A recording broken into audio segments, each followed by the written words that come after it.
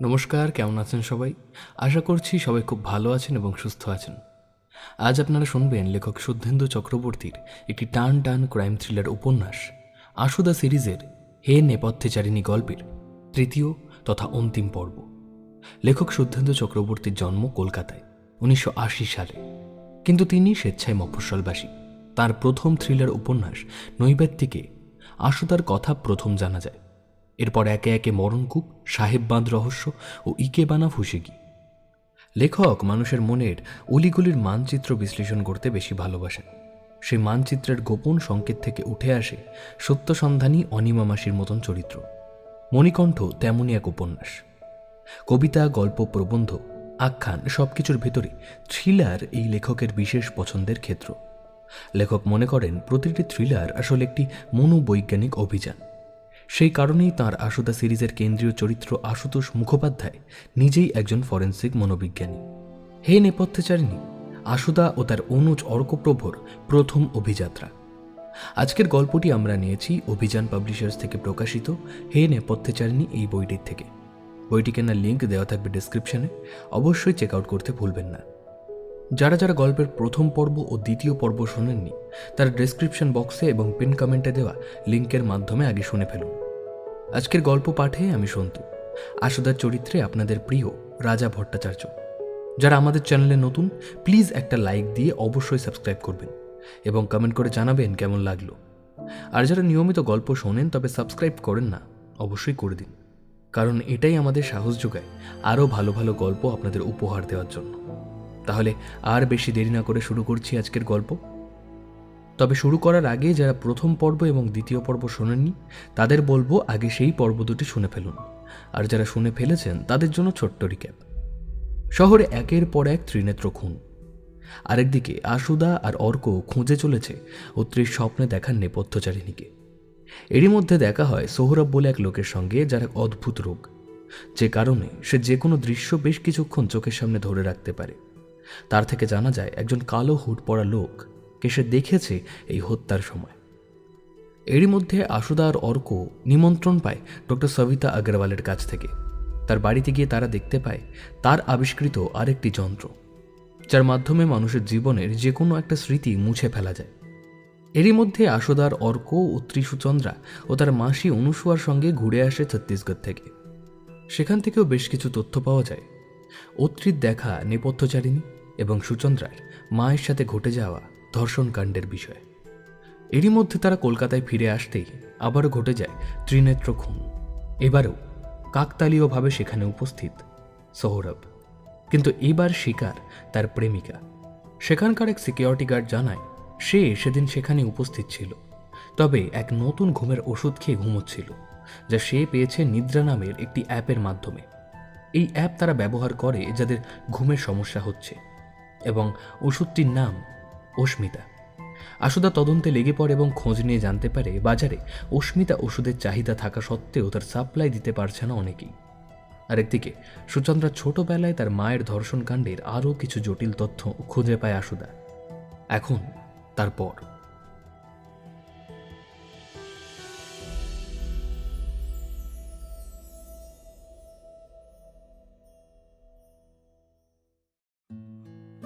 কবি হলে এই আদিগন্ত বালিয়াড়ি দেখে হয়তো বলতেন, ঈশ্বর, প্রস্তরীভূত হয়ে পড়ে আছে করটি কঙ্কাল, কে বলবে উষা কি প্রদোষ। এক বিস্তৃত প্রায় কবির বিস্তৃত অথচ যুগান্তকারী লাইন মনে পড়ে গেল মনসুর গাজীর আশুদাকে দেওয়া অ্যালবামের পাতা উল্টে দেখতে দেখতে। সেই পাতার ভেলায় যেন পৌঁছে গেছি চিত্রকূট অপেরার সেটে। সেখানে কখনো ডক্টর মুরারি পাল চৌধুরী বেহালা বাজাচ্ছেন, আর মন্ত্রমুগ্ধের মতোই তার দিকে চেয়ে আছেন শকুন্তলা দেবী। কখনো পুলিশ খাতায় চিনে নেওয়া অভিনন্দন বা আমাদের চাক্ষুষ দেখে আসা টপ্পা বিশারদ মনোরঞ্জন শিকদার মেতে উঠেছেন যুগলবন্দিতে।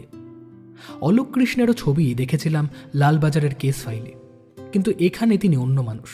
কখনো মাউথ অর্গ্যান বাজাচ্ছেন তার স্ত্রী শকুন্তলা দেবীর পাশে বসে, কখনো বা অভিনন্দনকে তবলায় সহায়তা করছেন। পাতা উল্টাতে উল্টাতে মনে হচ্ছিল পৃথিবী এমনই সঙ্গীতময় হলে হয়তো সভ্যতাকে এত রক্তক্ষরণ দেখতে হতো না। পাতা উল্টাতে উল্টাতে এক নিবিড় বন্ধন অনুভব করছিলাম যেন। মনে প্রশ্ন উঁকি দিচ্ছিল, কেন অলোক কৃষ্ণ মনসুরকে এই অ্যালবাম পুড়িয়ে ফেলতে বলেছিলেন। সে কি নিছক অভিমান, নাকি অতীতকে ভুলে যাওয়ার অব্যর্থ কৌশল? পাতা পাল্টাতে পাল্টাতেই হঠাৎ পেলাম এক হলুদ হয়ে যাওয়া ডায়েরির পাতা। সে পাতায় লেখা হস্তাক্ষর চেনা লাগলো খুব। এই হাতের লেখা মোমের হাতির পেটে লুকিয়ে রাখা চিঠি, বা লালবাজারে কেস ফাইলে ঘাঁটতে ঘাঁটতে পাওয়া মুরারি ডাক্তারের অফিস নোটের সঙ্গে মিলে যাচ্ছিল হুবহু। এই ডায়েরি পাতার লেখাগুলো ডাক্তার মুরারি পাল চৌধুরী নিঃসন্দেহে বুঝতে অসুবিধে হলো না। আরও আশ্চর্যের, এই হাতের লেখা কোনো কোনো অংশে লালবাজারের হাতে পাওয়া হলুদ জীর্ণ চিঠির সঙ্গে মিলে যাচ্ছে। নিজেকেই নিজে গাঁটটা মারতে ইচ্ছা করছিল। এই মিলটা খুঁজে পেতে এত দেরি হলো কেন আমার? ডায়েরি থেকে ছিঁড়ে নেওয়া সেই পাতার লাইনে লাইনে যে গভীর অনুভূতির স্পর্শ আমাকে আর আশুদাকে আচ্ছন্ন করেছিল, তা অন্তত আমি আগে থেকে প্রত্যাশা করতে পারিনি। মুরারি লিখেছেন, প্রিয় শকুন্তলা, কতদিন দেখা হয় না আমাদের, অথচ রোজ স্টেজে গান করো তুমি। গীতা দত্তের গাওয়া সেই গানের শব্দগুলো, কে এলো লুকিয়ে আমাদের ভেতর। রবি ঠাকুর হলে বলতেন, এ যেন রঙে রসে জাল বোনা এক ফাল্গুনি। কখনো কখনো আমার বেহালা সুরে তোমার গান বাজতে শুরু করে। কি করে এমন হয় বলতে পারো? কি করে? অ্যালবামের পাতায় পাতায় সকাল হলো কখন বুঝিনি। আশুদা বিনিদ্র চোখ কচলে বলল, কি বুঝলি? শকুন্তলা দেবীর সঙ্গে ডক্টর মুরারি পাল চৌধুরীর একটা সম্পর্ক গড়ে উঠেছিল। তবে কি মুরারি পাল চৌধুরী শকুন্তলা দেবীর গোপন প্রেমিক, যার ছড়িয়ে পড়া চিঠি পুলিশ ধর্ষণের দিন ক্রাইম সিন থেকে উদ্ধার করেছিল? হতে পারে, কিন্তু এই অনুমান একরৈখিক। আমরা শকুন্তলা দেবীর ভার্সনটা এখনো জানি না। আচ্ছা, এই ডায়েরির বাকি পাতাগুলো কোথায়? খুঁজে বের করতে হবে। একটা সম্ভাবনা মনের ভিতরে খোঁচা দিচ্ছে, জানিস অর্ক, মন বলছে ওই ডায়েরিটা এখনো স্ত্রীর বাড়িতেই আছে। অলোক কৃষ্ণই সত্য জানবার পরেই নিশ্চয়ই এই অ্যালবামটা পুড়িয়ে দিতে বলেছিলেন, তাই না সুধা? হতে পারে, হতেই পারে, কিন্তু তাহলে শকুন্তলা দেবীর দ্বিতীয় ধর্ষক কি মুরারি পাল চৌধুরী? সুচন্দ্রার অনুমান কি তবে সত্যি? এই রহস্যের সমাধান বিন্দুতে আমাদের দ্রুত পৌঁছতে হবে। আপাতত তৈরি হয়ে নে, আমারও বিস্তর কাজ। তথাগতকে একবার ওই শম্ভুবাবু লেনের বাড়িটায় পাঠাতে হবে। আমার বিশ্বাস ওই বাড়িতে এখনও রত্তিমিত্তির মুখোশটা লুকোনো আছে কোথাও। যদি থাকে তাহলে আমাদের অনুমান সঠিক হবে। ঘটনার সময় ঘাতক ওই মুখোশের আড়ালে ছিল। হ্যাঁ, সুচন্দ্রা কেমন আছে কে জানে। ঠিক বলেছিস। একবার আজ হাসপাতালে গিয়ে ডাক্তার নিখিলেশ সরকারের সঙ্গে কথা বলে আসবো আমি। দৈনন্দিন খাতে দিন বয়ে চলে। সে দিন যাপন যেন পতঞ্জলির পঞ্চবৃত্তির মতো। প্রমাণ, বিপর্যয়, বিকল্প, নিদ্রা ও স্মৃতি নিয়ে তার চলন। কলেজের দৈনিক কাজ, ক্লাস, সব ব্যবচ্ছেদ, শৈশাবদের পর বিকেলে আশুদার কথা মতন গড়িয়াহাটের একটা কফি শপে অপেক্ষা করছিলাম। প্রায় মিনিট 40 পরে আশুদা অবশেষে এলো, হাতে ছোট্ট একটা ধাতব ডান্ডার মতন কিছু। আমি বললাম, এটা আবার কি আনলা আশুদা? এর নাম আইপিস। একটা ফটোমিটার বানাচ্ছি। ক্যাবিনেট, ডায়াল, ফিল্ড হোল্ডার, আয়না, পর্দা সব পেয়ে গেছি। এটা শুধু পাচ্ছিলাম না। আসলে এখন ডিজিটাল যুগ তো, এসব মানধাতার ফটোমিটার আজকাল আর কেউ ব্যবহার করে না। তা এটি পেলে কোথায়? তোর কলেজের পিছনে পার্ক স্ট্রিটের একটা গলি থেকে সন্ধান পেয়েছিলাম। মাপটা মিলবে কিনা চিন্তায় ছিলাম, পরখ করে দেখলাম মিলে গেল। এতে কি হয় জানিস? কি হয়? বাইরের আলো ফটোমিটারের ভেতরে আসবে না, তাই বাইরের রং গবেষণার রংকে প্রভাবিত করবে না। ঠিক আমাদের মনের মতো। মন বিক্ষিপ্ত হলে যেমন মনোবীক্ষণের ধ্যান টলমলে হয়ে যায়, সেরকম। নতুন কোনো সূত্র পাওয়া গেল? আশুদা সদ্য টেবিলে দিয়ে যাওয়া ডেভিলস ওনে চুমুক দিয়ে বলল, অনেক সূত্র পেয়েছি আজ। প্রথম, আমার কথা মতো তথাগত ওই বাড়িতে গিয়েছিল। ওখানে খাটের নিচে ধুলোয় ঢাকা পড়া একটা মুখোশ পাওয়া গেছে। মুখোশটা ওর সিজার লিস্টে রেখেছে, আমাকে ছবি পাঠিয়েছে। এই দেখ। আমি ছবিতে দেখলাম অবিকল একরকম না হলেও মুখোশটা ঠিক আশুদার তৈরি রত্তিমিত্তির ধাঁচের। তার মানে আমাদের অনুমান সঠিক। আর আর ত্রিনেত্রর সূত্র। টলি স্টুডিও পাড়ার সেদিনকার রাতের সিসিটিভি ফুটেজ উদ্ধার করে পুলিশ। সেই ফুটেজে দেখা যাচ্ছে কালো হুড পরা একটি মানুষ ক্ষিপ্র গতিতে আছড়ে পড়ছে ওই মধুরা নামক মেয়েটির উপরে। ফুটেজটা দেখে নে, তথাগত পাঠিয়েছে আমাকে। ফুটেজে দেখলাম স্তিমিত আলোয় স্টুডিওর ঘাটে এক মনে আলপনা দিচ্ছে এক নারী মূর্তি। হঠাৎই একটি ছায়াবয়ব পেছন থেকে ক্ষিপ্র গতিতে আছড়ে পড়ল তার উপরে। স্তিমিত আলোর ভেতরেও একটা ধাতব আলোক ঝলকানিতে অনুমান করলাম সেই আততায়ীর হাতে কোনো অস্ত্র আছে। প্রবল দ্রুততায় সেই অস্ত্র চেপে ধরল মধুরার কপালে। তার কয়েক সেকেন্ডের পরেই মধুরার নিথর দেহ লুটিয়ে পড়ল ঘাটে, আর সেই অবয়ব নিষ্ক্রান্ত হল। কি সাংঘাতিক! আরও সাংঘাতিক সোহরাবের বয়ান। কিরকম? সোহরাব কুমোরটুলিতে একটা প্রজেক্ট করছে এখন।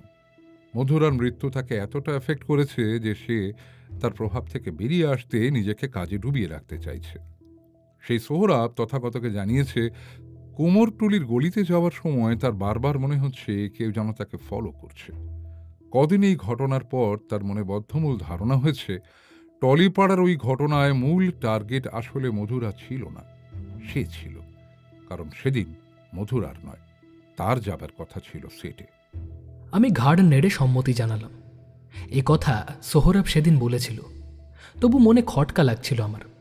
অযথা প্যারানয়েড হচ্ছে না তো ছেলেটা? হতে পারে, কিন্তু এটা মিথ্যে শঙ্কা না আশঙ্কা জানার জন্য আজ রাতে আমাকে আর তোকে অভিযানে বেরোতে হবে। কিরকম?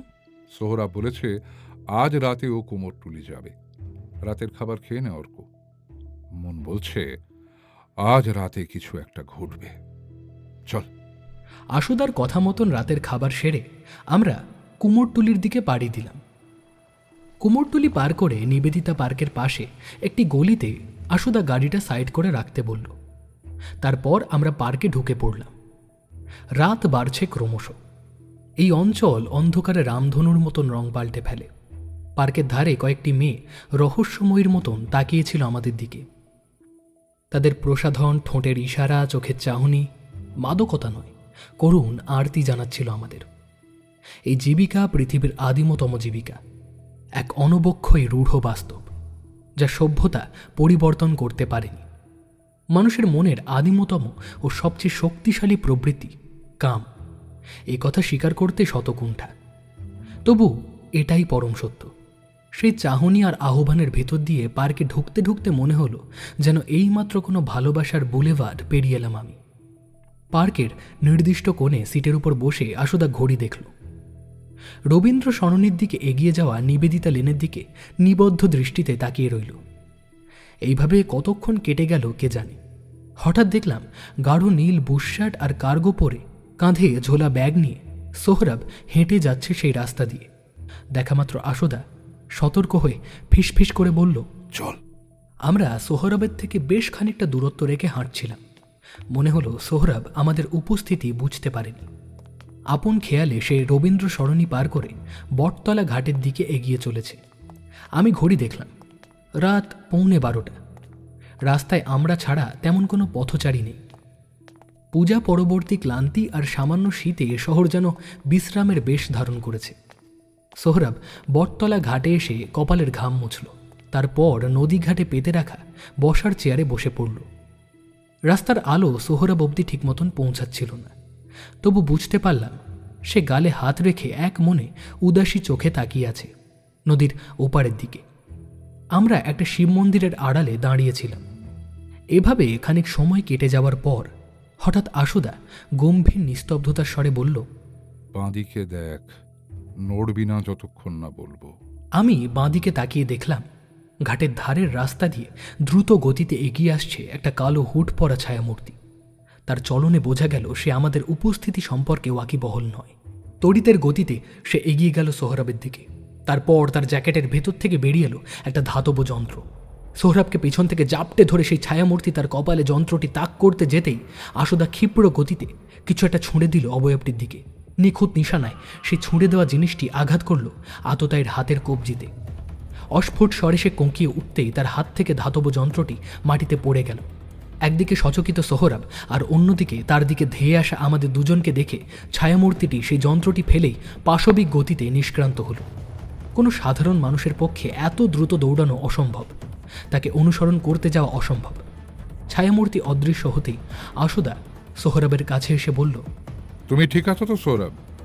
সোহরাব ঘাড় নেড়ে হতচকিত হয়ে তার সিট থেকে আশুদার ছুঁড়ে দেওয়া ডান্ডাটি তুলে নিল। এতক্ষণে বুঝলাম সেই দণ্ড আর কিছুই নয়, আশুদার ফোটোমিটারের আইপিস। পুরনো দিনের ধাতব নির্মাণ হওয়ায় এই অনাকাঙ্ক্ষিত ব্যবহারে তার তেমন ক্ষতি হয়নি। ভয়ে তখন তার চোখ মুখ কণ্ঠস্বর গ্রাস করে রেখেছে। সে কোনো মতে বলল, আমার অনুমান তাহলে ঠিক ছিল। সেরকমই তো মনে হচ্ছে।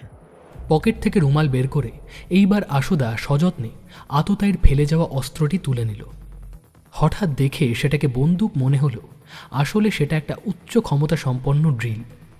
তাকে চালনা করার একটি বোতাম রয়েছে হাতলে, তার পাশেই ব্যাটারির ঘর। সেই যন্ত্র অতি সাবধানে উল্টে পাল্টে দেখতে দেখতে আশুদা বলল, এই তবে ত্রিনেত্রর ত্রিশূল। চল অর্ক, তথাগত থানায় অপেক্ষা করছে। এই যন্ত্রের ফিঙ্গারপ্রিন্টগুলো নিতে হবে। অবশ্য আদৌ যদি থাকে সেসব। দেখে মনে হলো লোকটা গ্লাভস পরেছিল। চলো সৌরভ, তুমিও চলো, আপাতত তুমি নিরাপদ।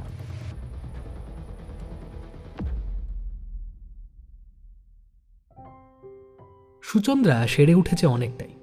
ওকে ছুটি করে দিয়েছে হাসপাতাল। ঘরে ফিরে যাওয়ার মুহূর্তে আমি আর আশুদা ছুটি সংক্রান্ত শৈশাবোধ উত্তীর্ণ হয়ে সারলাম। তারপর ওরা চলে গেলে সুচন্দ্রার চিকিৎসক ও আশুদার বন্ধু স্নায়ুরোগ বিশেষজ্ঞ ডক্টর নিখিলেশ মালাকার আমাদের তার চেম্বারে নিয়ে গেলেন। আশুদা চেয়ারে বসতে বসতে বলল, নিখিলেশ দা, কি বুঝছো? নিখিলেশ মালাকার শান্ত হয়ে ডেস্ক থেকে কয়েকটা MRI প্লেট বের করে একে একে ভিউ বক্সে রাখতে লাগলেন। তারপর বললেন, এই প্লেটগুলো ভালো করে দেখো আশুতোষ। এক এক করে নিখিলেশ দা মেলে ধরছেন সুচন্দ্রা স্নায়ু, মস্তিষ্ক ও পায়ের যন্ত্রজাত ছবি। সে ছবিতে কখনো স্নায়ু পেঁয়াজ কলির মতন ফুলে উঠছে, কখনো আবার কোষক্ষয় হয়ে মস্তিষ্কের সাদা অঞ্চল ক্ষয়প্রাপ্ত হয়ে মস্তিষ্কের সেরিবেলামকে ছোট করে দিচ্ছে। স্নায়ু পরীক্ষার ফলাফলে দেখা যাচ্ছে যে মস্তিষ্ক থেকে জন্ম নেওয়া স্নায়ুবার্তাগুলো সুচন্দ্রার হাত, নখ বা শরীরের অন্যান্য প্রত্যঙ্গে ঠিক মতন পৌঁছচ্ছে না। আশুদা রিপোর্ট দেখে বলল, আমার সুচন্দ্রাকে প্রথম দিন দেখেই সন্দেহ হয়েছিল, যদিও এই ভ্যারিয়েশনটা বেশ বিরল। মেয়েটি CMT অসুখে ভুগছে, সার্কড মেরিটুথ ডিজিজ। সাধারণত অল্প বয়সে আত্মপ্রকাশ করলেও মেয়েটির যা বয়স, সে বয়সে নির্ণীত হতে পারে না এমন নয়। সবচেয়ে আশ্চর্যের হলো, সাধারণত এই অসুখে মানুষের পা, হাত পা, পিঠ বেঁকে যায়, কিন্তু সুচন্দ্রার ক্ষেত্রে তা না ঘটে অসুখ সরাসরি মস্তিষ্ক আক্রমণ করেছে। এটা খুব রেয়ার। নিখিলেশ যা বলতে চাইছে তাকে ডাক্তারি পরিভাষায় বলে সেরিবেলার অ্যাটাক্সিয়া, সঙ্গে মৃকি, যাকে মায়োক্লনিক জার্ক বলে। পুরো অসুখটাই জিনগত। দুই ফরাসি স্নায়ুবিজ্ঞানী জঁ মা শার্কট ও পিয়ারি মারি, ব্রিটিশ বিজ্ঞানী হার্ভার্ড হেনরি টুথের নামে এই অসুখ। নিখিলেশ তা আন্দাজ করেছিল সুচন্দ্রার ক্ষেত্রে অসুখটা যেভাবে আবিষ্কৃত হয়েছে তাতে তার ভ্যারিয়েন্ট 5 হবার প্রবল সম্ভাবনা। নিখিলেশ দা আরও একবার থেমে হেসে বললেন, আরও একটা মজার ব্যাপার আছে আশুতোষ, আরও একটা আবিষ্কার বলতে পারো। কি সেটা?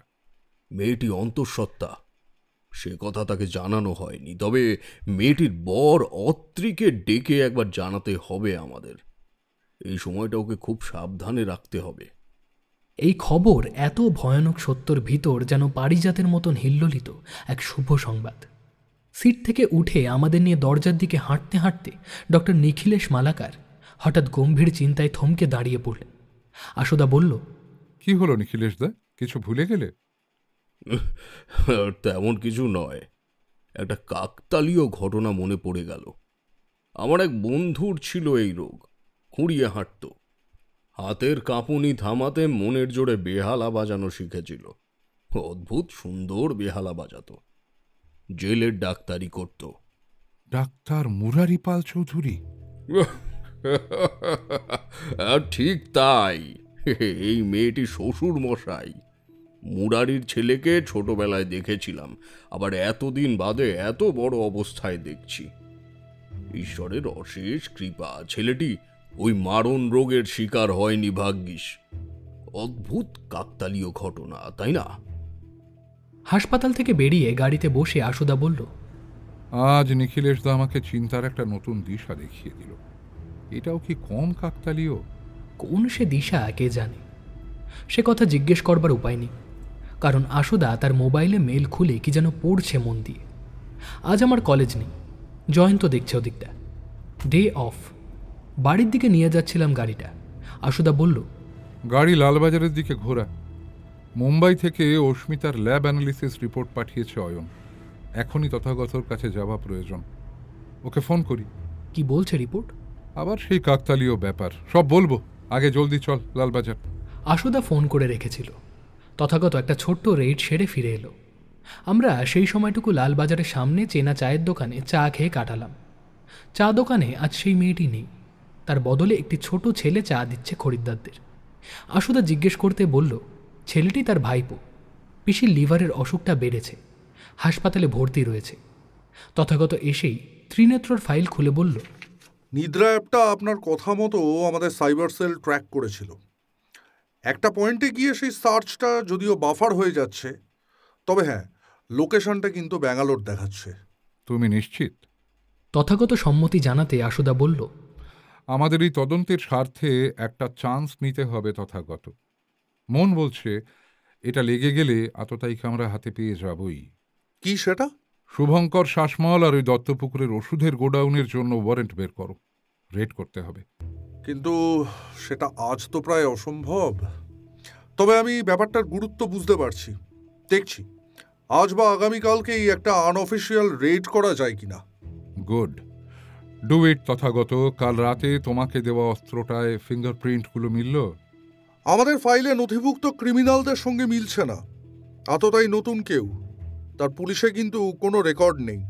বেশ, আর যন্ত্রটা দেখলে? ব্যালিস্টিক এক্সপার্ট বা অর্ডিন্যান্স কি বলছে? এ ধরনের অস্ত্র আমাদেরই শুধু নয়, পুরো এশিয়াতে কেউ বানায়নি।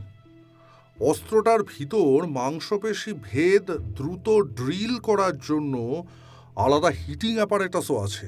কাটারির মতো। ঠিক তাই। ওই বন্দুকে ম্যানুফ্যাকচারার সিগনেচার আমরা বের করেছি, সুইডেনের একটা কোম্পানি। দারুণ। বের করার চেষ্টা করো কে বা কারা ওটা অর্ডার দিয়েছিল ওদের। আর সোহরাব, ও কোথায় আছে? ও আমাদের প্রোটেকশনেই আছে স্যার। দুটো কনস্টেবল বসিয়েছি ওর বাড়ির সামনে। গুড, ওকে সাবধানে রেখো, ওর উপর আবার হামলা হতে পারে। ঘরে ফেরার পথে মাথার ভিতরে কিলবিলিয়ে ওঠা প্রশ্নগুলোর উত্তর খুঁজে চলছিলাম। আশুদার ওই এক সমস্যা, ব্যবচ্ছেদে মগ্ন হলে কথা বলা বন্ধ করে ধ্যানে বসে পড়ে। ঘরে ফিরে কোনো কথা বলল না সে, শুধু কয়েকবার প্রশ্নর মতন বলল, কাকতালীয়, শুধুই কাকতালীয়। ফোটোমিটারের সামনে বসে এক মনে গতরাতে মারণাক্রান্ত হয়ে ওঠা আইপিস চোখে লাগিয়ে রাখতে আশুদা কিসব বিড়বিড় করে চলল। রাতে নিজের পড়াশোনার ফাঁকে ফাঁকে আশুদার আমার টেবিলে রেখে যাওয়া কালার নোটেশন চার্ট দেখছিলাম। হালকা হলুদ আর গাঢ় লালের সঙ্গে মিশে তৈরি করল নতুন রং, গাঢ় গেরুয়া। এই মিশ্রণের একটু এদিক ওদিক হয়ে গেলেই বিপর্যয় ঘটবার সম্ভাবনা। একটি সূক্ষ্ম ভারসাম্যর উপরে রঙের মতোই দাঁড়িয়ে আছে আমাদের যুক্তি ও চিন্তা ভাবনার মিশ্রণ। কি আছে অস্মিতার রিপোর্টে? ওই নিদ্রা অ্যাপটা আসলে কারা চালায়? মুরারি পাল চৌধুরীর ওই রোগ থাকলে সেও তো তার মানে খুঁড়িয়ে চলত। তবে কি শকুন্তলা দেবের দ্বিতীয় ধর্ষক তারই গোপন প্রেমিক? ভাবতে ভাবতে রাত কেটে গেল। আজ তাড়াতাড়ি আসিস, নেমন্তন্ন আছে। কোথায়? ডক্টর সবিতা আগরওয়াল মেসেজ করেছে, আজ ওনার ইনস্টিটিউটের প্রতিষ্ঠা দিবস।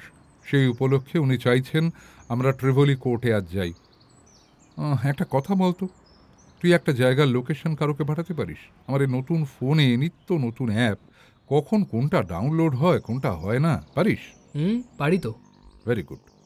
আমি যখন ইশারা করব তুই আমাদের লোকেশনটা তথাগতকে পাঠিয়ে দিবি, ওকে বলা আছে। আমি আচ্ছা বলে বেরিয়ে পড়লাম। মন বলছিল এর নেহাত নিমন্ত্রণ রক্ষা নয়, আজ রাতে অন্য কিছু পরিকল্পনা রয়েছে আশুদার। কিন্তু কি সেটা কে জানে। জল্পনা আর কল্পনায় কেটে গেল সারাদিন।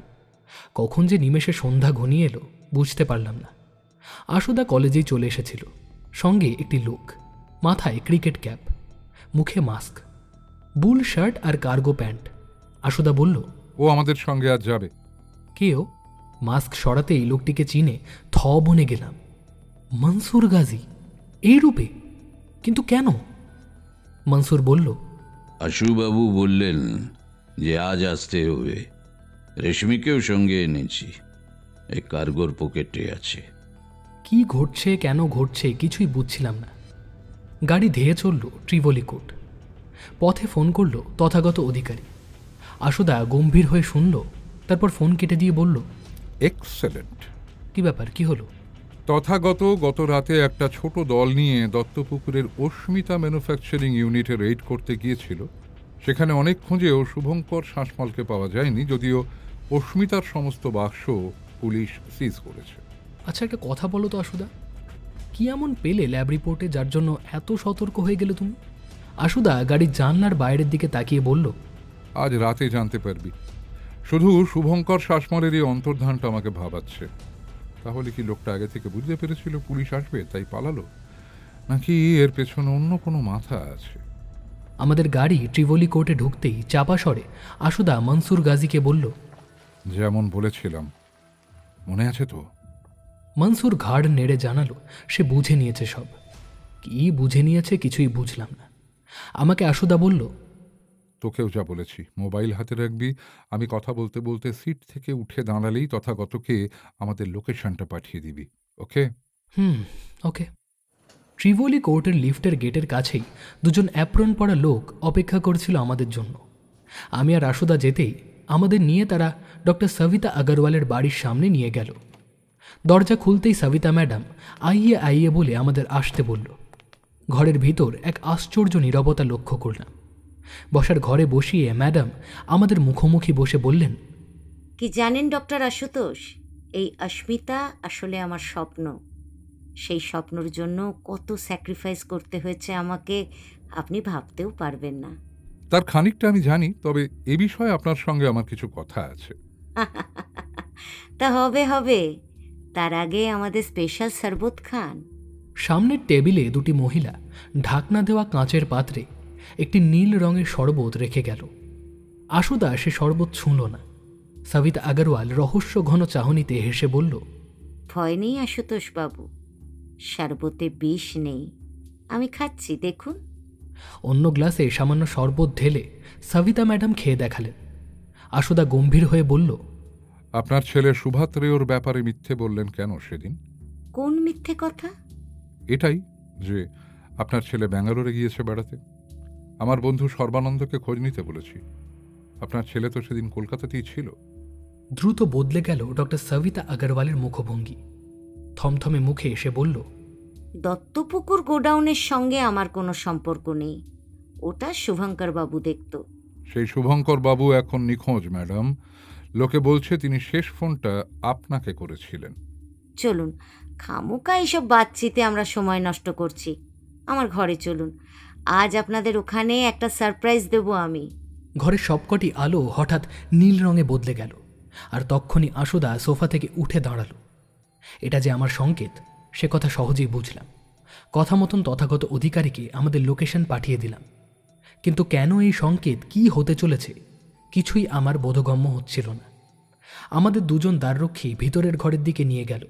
পিঠে একটা ধাতব স্পর্শ হতেই বুঝলাম আমাদের দুজনের দিকে বন্দুক তাক করে রেখেছে ওরা।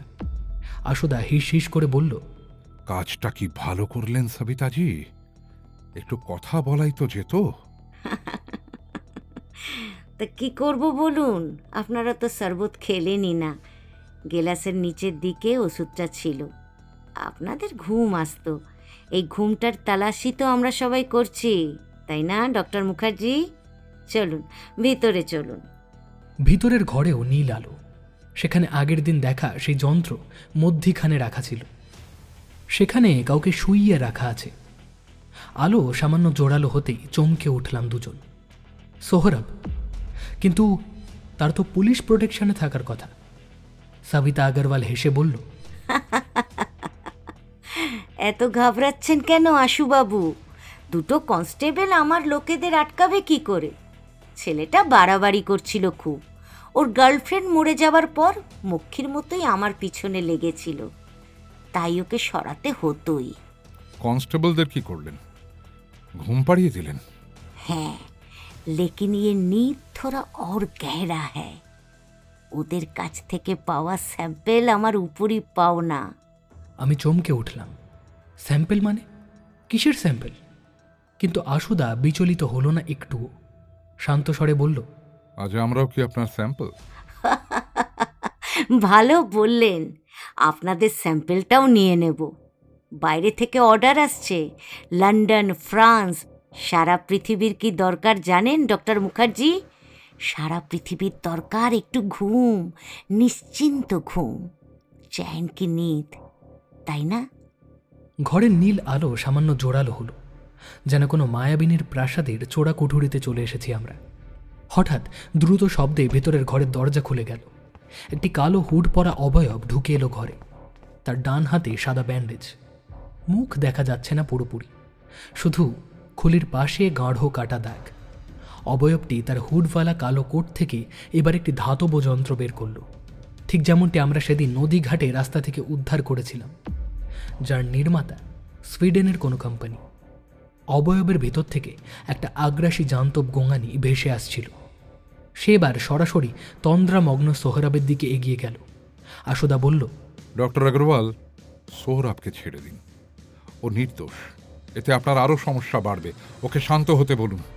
সবিতা আগরওয়ালকে নীলাভ আলোর ভিতরে প্রলয়ঙ্করী কালী মূর্তির মতন লাগল।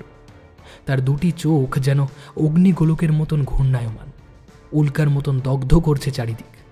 সেই প্রলয় কিভাবে থামবে কে জানে। সে প্রলয় থামাবার শক্তি আছে কেবল দেবাদিদেব আশুতোষের। তার দিকেই অসহায়ভাবে অর্পণ করলাম নিজেকে। আমার সামনে যে দৃশ্য তা বর্ণনার অতীত। হুড পরা মানুষটি অচৈতন্য সোহরাবের উপরে ঝাঁপিয়ে পড়ছে, যেন এক নিদ্রামগ্ন হরিণ শাবকের উপরে লাফিয়ে পড়ছে সাপদ।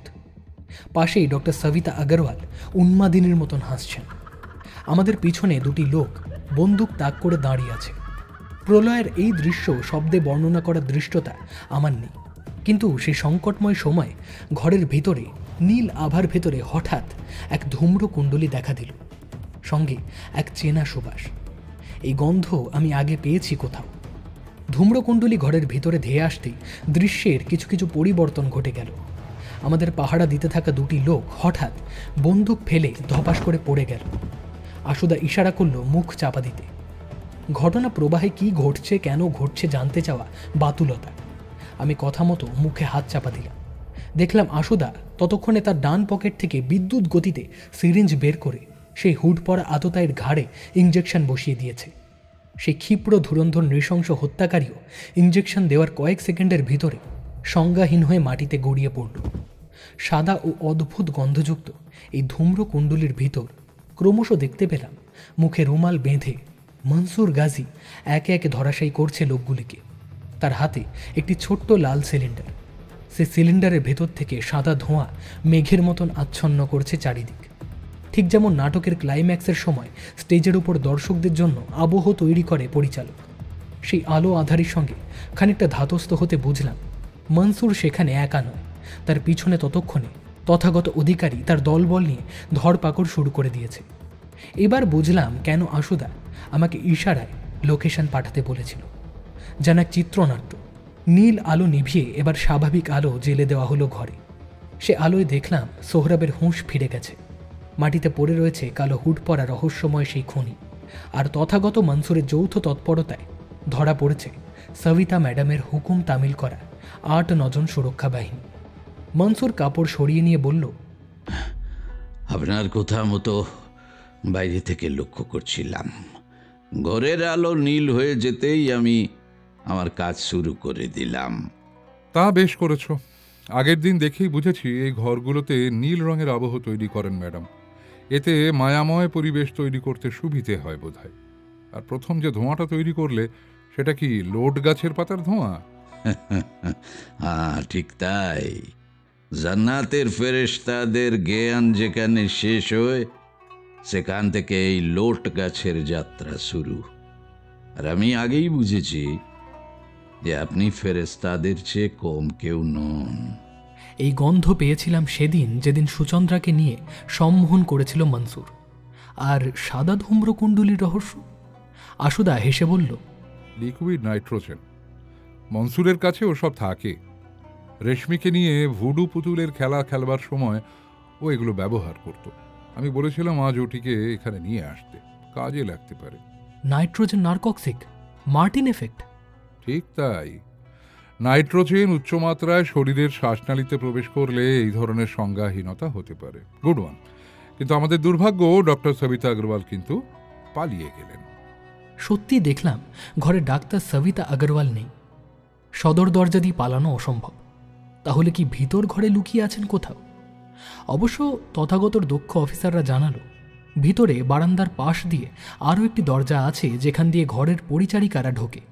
সম্ভবত সেটি দিয়েই উনি পালিয়েছেন। তবে তথাগত বিন্দুমাত্র বিচলিত না হয়েই বলল, আপনি চিন্তা করবেন না অসুদা, মেন গেট, মেন এক্সিট সব জায়গায় আপনার কথা মতো পুলিশ বসানো আছে। এই বাড়ি থেকে পালানো জাস্ট ইম্পসিবল। ছাদের দরজাও তালা দেওয়া আছে। উই শ্যাল গেট হার।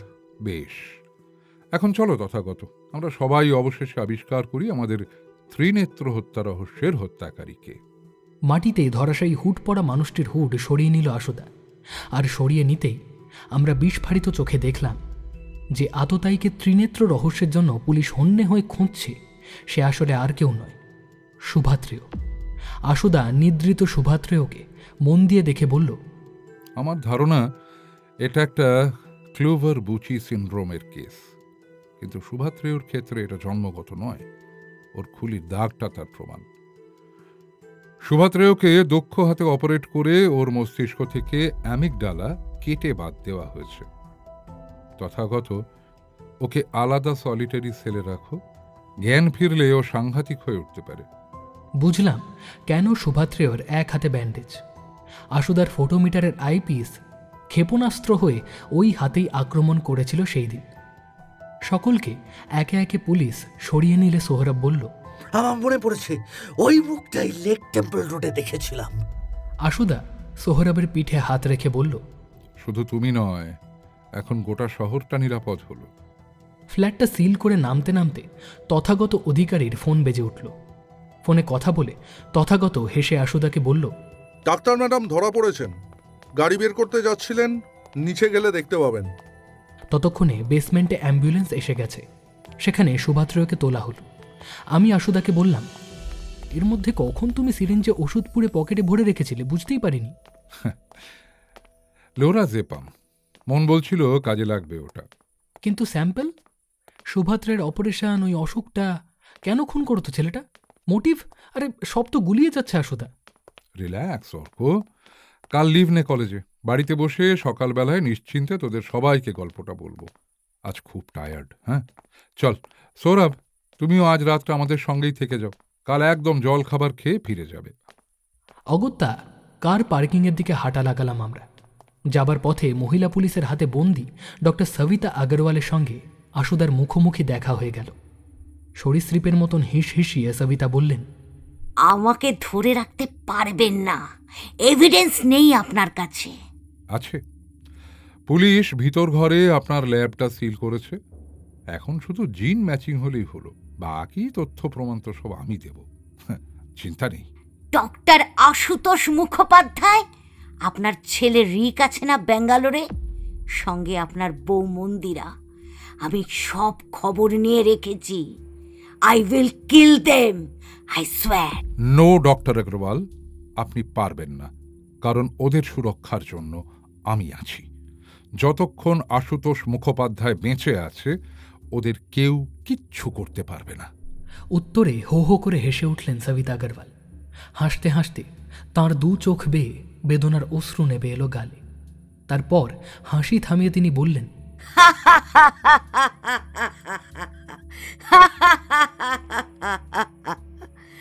পারবো আশুতোষ বাবু, আমি পারবো, দেখে যান। সবিতা আগরওয়ালকে পুলিশ ভ্যানে পুড়ে দিল তথাগত। আমরা আমাদের গাড়িতে বসে পড়লাম।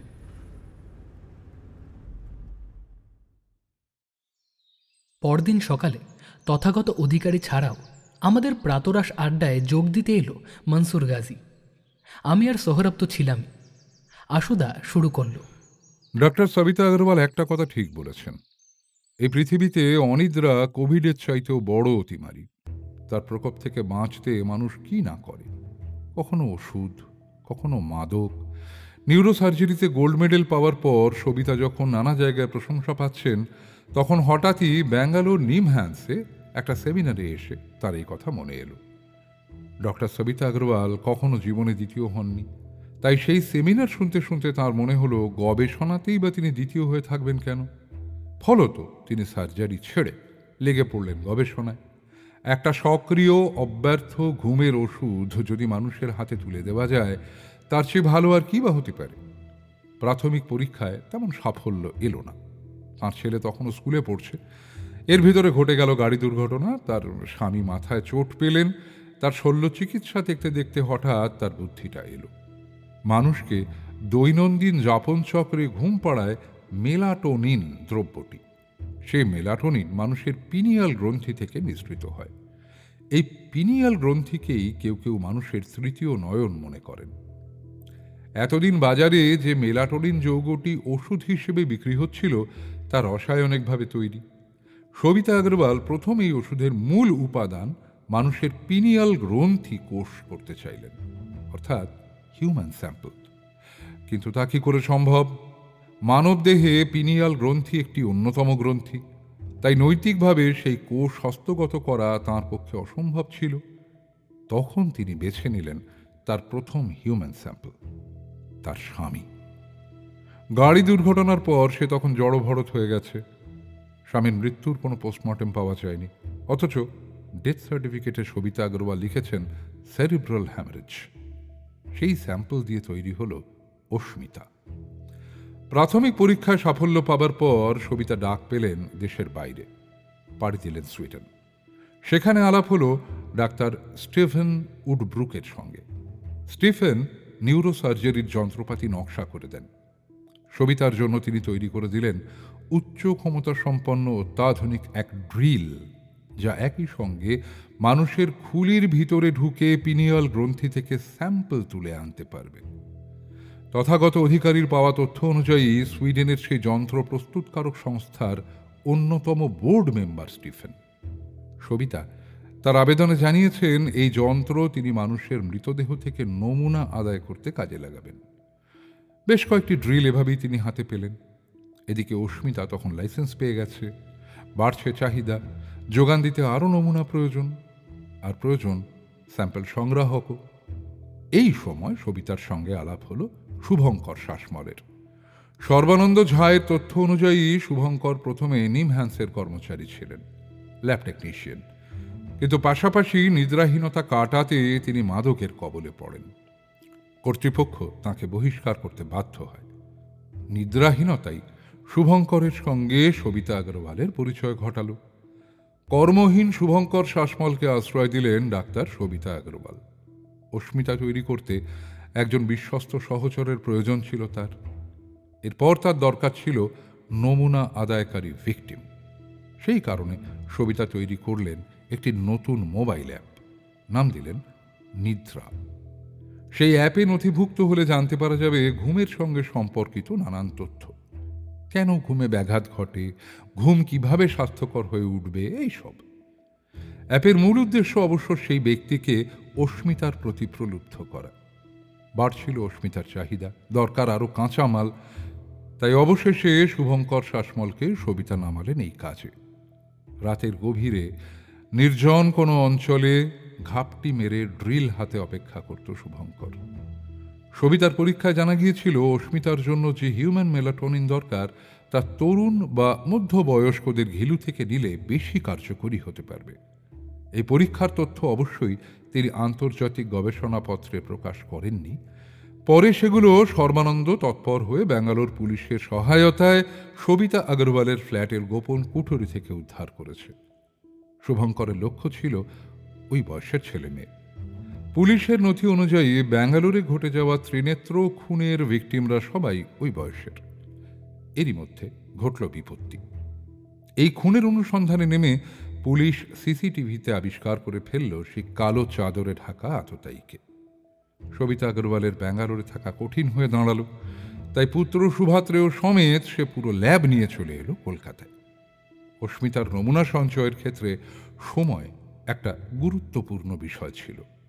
যে নমুনা সংগ্রহ করবেন তার ভিতরে অতিরিক্ত আগ্রাসন না এলে খুব দ্রুত এই নমুনা সংগ্রহই করা যাবে না। অতঃপর জিনিয়াস সবিতা আগরওয়াল নতুন পন্থা আবিষ্কার করলেন। মানুষের মস্তিষ্কে ভয়, শঙ্কা আর অনুভূতির গ্রন্থি অ্যামিগডালা। সেই অ্যামিগডালা জন্ম থেকেই কারো মস্তিষ্কে না থাকলে যে রোগটি হয় তার নাম ক্লুভার-বুচি সিনড্রোম। এই রোগে ভুগতে থাকা মানুষ ভয়হীন ও চরম আগ্রাসী হয়ে উঠতে পারে। কোনো অন্যায় করলে তার ভিতরে অপরাধ বোধ বা অনুশোচনা তৈরি হয় না। কলকাতায় এসে গোপনে সবিতা আগরওয়াল তৈরি করলেন তাঁর নিজস্ব সেট আপ। বিশ্বস্ত কিছু অপরাধ জগতের মানুষকে নিয়ে তৈরি হলো তার নিজস্ব দল। প্রথম গিনিপিগ অবশ্যই শুভঙ্কর শাসমল। এতটা বলে আশুদা জল খেয়ে নিল খানিকটা। ঘরে মন্ত্রমুগ্ধ হয়ে আমরা শুনছিলাম তার কথা। বললাম, শুভঙ্করের মাথায় যে ক্ষতচিহ্নটা ছিল সেটা কি তবে ওই কারণেই? সম্ভবত তাই। আমি যখন অসলোতে একটা নিউরোসার্জারির ওয়ার্কশপ করতে গিয়েছিলাম তখন দেখেছিলাম মানুষের মস্তিষ্কের অ্যামিগডালা বা তার কাছাকাছি গ্রন্থিতে পৌঁছতে গেলে ঠিক ওই রকম ইনসিশন দেওয়া হয়। তারপর শুভঙ্করের শল্য চিকিৎসা সফল হল না, বরং প্রাণ সংকট ঘটল। অনুসন্ধানে তথ্য বলছে শহরতলির এক অখ্যাত নার্সিংহোমে তাকে ভর্তি করেন সবিতা। আইসিইউতে ভালো হয়ে ওঠে ধীরে ধীরে, কিন্তু স্মৃতি লোপ পায় সামান্য। তাতে অবশ্য মঙ্গলই হয়, ডক্টর সবিতা আগরওয়াল কখনো কোনো কাজ অর্ধেক করেন না। স্মৃতি থাকলে শুভঙ্করকে মরতে হতো, কিন্তু কে হবে নতুন স্যাম্পল কালেক্টর? বিদেশ থেকে দেশ থেকে ডাক আসছে। আন্তর্জাতিক স্তরে নিদ্রা গবেষক হিসেবে নাম উঠে এসেছে ডক্টর সবিতা আগরওয়ালের। সবিতা থামতে জানেন না, তিনি সাফল্য চান। তাই অবশেষে তিনি বেছে নিলেন তাঁর নিজের ছেলেকে, শুভাত্রেয়। খুব মনোযোগ সহকারে সার্জারি করা হলো। শুভাত্রের ক্ষেত্রে অপারেশন সফল হলো। ততদিনে শুভঙ্কর সেরে উঠেছে। শুভঙ্করের তত্ত্বাবধানে শুভাত্রেয় নিখুঁতভাবে ধাপা ও চৌবাগা অঞ্চলে কয়েকটি স্যাম্পল জোগাড় করল। পুলিশের খাতায় সেগুলো বেওয়ারিশ লাশ হলেও সর্বানন্দ ময়নাতদন্ত খাতা উল্টে দেখেছে। প্রতিটি লাশের কপালে ত্রিনেত্র ক্ষতচিহ্ন আছে। ডক্টর সবিতা আগরওয়াল তো একজন মা কিভাবে তার সন্তানকে এভাবে জন্তুতে পরিণত করল? সভ্যতার যা চালিকা শক্তি তাই হলো তার ধ্বংসের কারণ। সেই কারণ মানুষের উচ্চাকাঙ্ক্ষা। ডক্টর সবিতা আগরওয়ালকে তার উচ্চাকাঙ্ক্ষা অন্ধ করে তুলেছিল, তাই সে তার মাতৃত্বও দেখতে পায়নি। এতদিন জীববিজ্ঞানীরা যে তত্ত্বপাঠ আমাদের পড়িয়ে আসছেন তা আবার পাঠ করার সময় এসেছে। মাতৃত্ব, পিতৃত্ব এখন আর শুধুই জৈবিক উত্তরাধিকারের অধীনে নেই। সে এখন আধুনিক চলমানতার চাওয়া পাওয়ার বস্তুতন্ত্রে টিমটিম করে জ্বলা একটা মিসিং লিঙ্ক। না হলে পরকীয়ারত বাবা মা তাদের সদ্যজাতকে ভাগাড়ে ফেলে দিয়ে চলে যেতে পারত না। যাক সে কথা। শুভাত্রেয় সবিতার স্বপ্ন পূরণ করল। একটি পদ্ধতির পরিবর্তন করলেন সবিতা। দত্তপুকুরে স্টোর হাউস কেনা হলো পুলিশের চোখে ধুলো দিতে। নিদ্রা অ্যাপে নিয়মিত লগ ইন করতে থাকা ছেলেমেয়েদের প্রোফাইল ঘেঁটে ভিকটিম বেছে নিতেন সবিতা। উদ্দিষ্ট দিনে সেই ব্যক্তিকে নির্দিষ্ট কোনো জায়গায় আসতে বলা হতো একটা নির্দিষ্ট সময়ে। তার আগে শুভঙ্কর সেই জায়গাটা দেখে আসতো সরেজমিনে। কোথায় সিসি ক্যামেরা আছে, পুলিশ, থানা, লোকবসতি, এইসব। আমার তদন্তে নামার পর এখন যে মণিপুরী মহিলাটিকে খুন করা হয় তার হত্যার জায়গায় সেই কারণেই কোনো সিসিটিভি ফুটেজ পাওয়া যায়নি। এদিকে কলকাতা পুলিশ তাদের তৎপরতায় নিদ্রা অ্যাপ হ্যাক করে দেখেছে ভিকটিমদের প্রত্যেকেই সেখানে নথিভুক্ত ছিল। তাদের কেউ কেউ অস্মিতা সম্পর্কে বিশেষ আগ্রহ প্রকাশ করেছিল, কিন্তু লেক টেম্পল রোডে সোহরাবের আকস্মিক চলে আসা, তার দৃশ্য ও মস্তিষ্কে ধরে রাখার ক্ষমতা সবিতা আগরওয়ালের জানা ছিল না। সবিতার সঙ্গে পুলিশ সূত্রে জানতে পেরেছি আফগানিস্তান ও থাইল্যান্ডের দুই মাদক ত্রিকোণ, যাকে বলে গোল্ডেন ট্রায়াঙ্গল, তাদের সঙ্গেও যোগাযোগ হয়েছিল। তাই তার শাখা প্রশাখাও বিস্তৃত হয়েছিল অনেকটাই। সৌরভের কথা তাই থানা থেকে সবিতা আগরওয়াল সহজেই জেনে গেলেন। পুলিশি তৎপরতা, তথাগতর কাজকর্ম আর শেষমেশ আমার এই অনুসন্ধানে জড়িয়ে পড়া কিছুই তার অজানা থাকলো না। ফলত কিছুদিনের জন্য অনিচ্ছা সত্ত্বেও তাকে সংযত থাকতে হলো। এরই ভিতর কলা মন্দিরের অনুষ্ঠানে আমার সঙ্গে সরাসরি দেখা হলো সবিতার।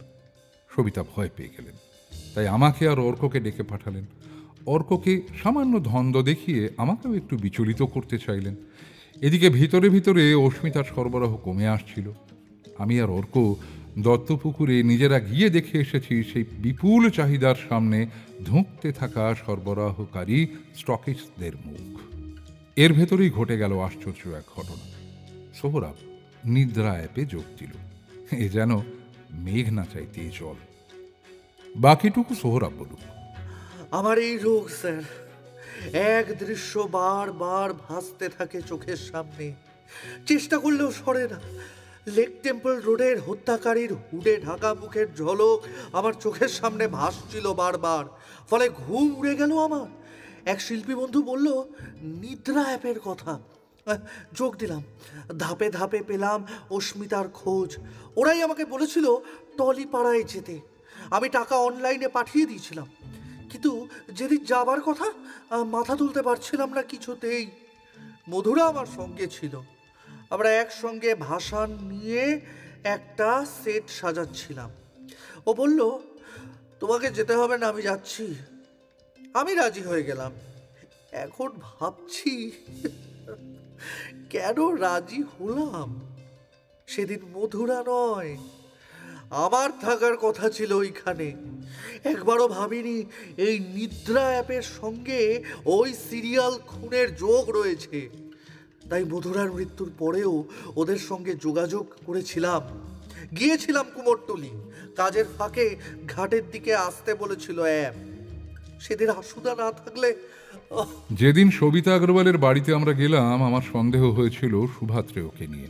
সর্বানন্দ যখন বলল সুভাত্রেয় নামে কেউ ব্যাঙ্গালোরে ঢোকেনি আর সবিতা আগরওয়ালের বাড়ি সিল করা রয়েছে, তখন বুঝলাম আমার সন্দেহ ভিত্তিহীন নয়। সবিতা আগরওয়াল সুভাত্রেয়কে সন্দেহ তালিকা থেকে সরাতে চাইছিলেন, পারলেন না। আড্ডা ভাঙার সময় হলো অবশেষে। মনসুরকে আলাদা করে ধন্যবাদ দিল আশুদা। সত্যি মনসুর না থাকলে গতকাল কি যে হতো। তথাগত বলল, শুভঙ্কর শাসমল কিন্তু এখনো নিখোঁজ। আমরা যদিও ওকে গ্রেফতার করেছি, সারা রাত জেরাও করেছি, কেউ কিচ্ছু বলছে না। শুভঙ্করকে পেয়ে যাবে খুব শিগগির, তবে ওর বয়ান আমরা আর পাবো বলে মনে হয় না। মন বলছে ও আর বেঁচে নেই। আরেকটা খবর আছে আশুদা, রাতে আপনাকে বিরক্ত করিনি। বলো। ডক্টর সবিতা আগরওয়ালের কাল রাতে ম্যাসিভ সেরিব্রাল হ্যামারেজ হয়েছে। মস্তিষ্কে রক্তক্ষরণের পরিমাণ এতটাই বেশি ছিল যে আমাদের ডাক্তারবাবুরা প্রায় বাঁচার আশা ছেড়েই দিয়েছিলেন। গতকাল রাতে বাঙুর হাসপাতালে ওনার সার্জারি হয়, এখনও অচৈতন্য আইসিইউতে। How pathetic. তবে ওকে বাঁচানোর সব রকম চেষ্টা করো। ওকে বাঁচালে আন্তর্জাতিক মাদক পাচারকারী সংস্থাগুলোর হদিশ পেয়ে যাব আমরা। ঘুম আর স্বপ্নের পেছনে দৌড়চ্ছি আমরা সকলে, আর সেই দৌড়কেই জ্বালানি করে কেউ কেউ তাদের স্বার্থ সিদ্ধি করছে। ও আরেকটা কথা। কি আশুদা? হঠাৎ আশুদার চোখে সেই পুরাতন বিপন্ন পিতার দৃষ্টি ফিরে এসেছে। এই দৃষ্টি দেখেছিলাম যখন দিনের পর দিন আশুদা রিকের বিচার চাইতে বিনিয়াপুকুর থানায় ছুটে যেত। আশুদা বলল, সুভাত্রেয়কে তোমরা কষ্ট দিও না। ও যা করেছে ওর রোগ ওকে দিয়ে করিয়েছে, ও নির্দোষ। ওকে ঘুমের ওষুধ দিয়ে শান্ত করে রাখো, প্রয়োজনে আমাকে ডেকো। ঠিক আছে আশুদা। সকলে চলে গেল। আশুদা আবার ফটোমিটারের সামনে বসে পড়ল। আমি আশুদার কথা মতন ছুটি নিয়েছি। কি করব সারাদিন? ত্রিনেত্র রহস্য তো সমাধান হলো। আশুদা মন দিয়ে ফটোমিটার দেখতে দেখতে বলল, খিদে পেয়েছে বুঝলি, খিদে পেলে মাথা কাজ করে না। দুটো বিপরীতগামী রঙের আলোর কম্পাঙ্ক কিছুতেই মেলাতে পারছি না, কি যে করি। চল খেয়ে আসি কোথাও, তারপর একবার অত্রির বাড়ি যাব। ওদের ফোন করে দেখ সুচন্দ্রা মেয়েটা কেমন আছে কে জানে। মাঝে মাঝে মনে হয় আশুদারি আলোর খোঁজ ফরাসি ঔপন্যাসিক গাস্টন লেরুর উপন্যাসের অপেরার ভূতের মতো।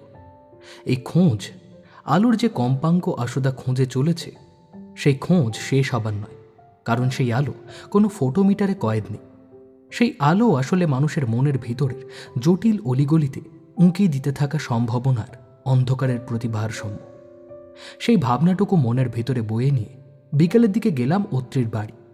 সুচন্দ্রা এখন অনেকটাই সুস্থ। তার ভিতর যে সম্ভাবনা বেড়ে উঠেছে, অত্রিকে কি তার কথা বলেছে আশুদা বা ডাক্তার মালাকার, কে জানে। আমাদের বসার ঘরে বসতে বলে সুচন্দ্রা। অত্রি কলেজ থেকে ফিরেছে সামান্য আগে। ওরা কেউ এখনো ত্রিনেত্র হত্যার কথা জানে না। শুধু সেই হঠাৎ ভুল পথে ধরা পড়ে যাওয়া অত্রির লেক থানার স্মৃতি ভোলবার নয়। আমাকে আশুদা সেই দায়িত্ব দিল। কাহিনীকারের মতো অস্মিতার কথা, সুভাদ্রের কথা, ত্রিনেত্রের কথা বর্ণনা করে গেলাম ওদের দুজনের সামনে। আমার বর্ণনা শুনে সুচন্দ্রা আর অত্রি কখনো বিস্মিত হলো, কখনো শিউরে উঠল ভয়। আর চোখে দেখলাম আশুদা বসার ঘরের একটা গোটা দেওয়াল আগলে রাখা ডাক্তার মুরারি পাল চৌধুরীর বিরাট বই আলমারির ভিতরে কি যেন খুঁজে চলেছে। আমার বর্ণনা শেষ হলে সুচন্দ্রা হাঁপ ছেড়ে বলল, বাপরে, ভাবা যায় একটা মেয়ে এমন নৃশংস হতে পারে? দেখলাম আশুদার হাতে দুটো কবিতার বই। দুটো বই কবি প্রণবেন্দু দাশগুপ্তর।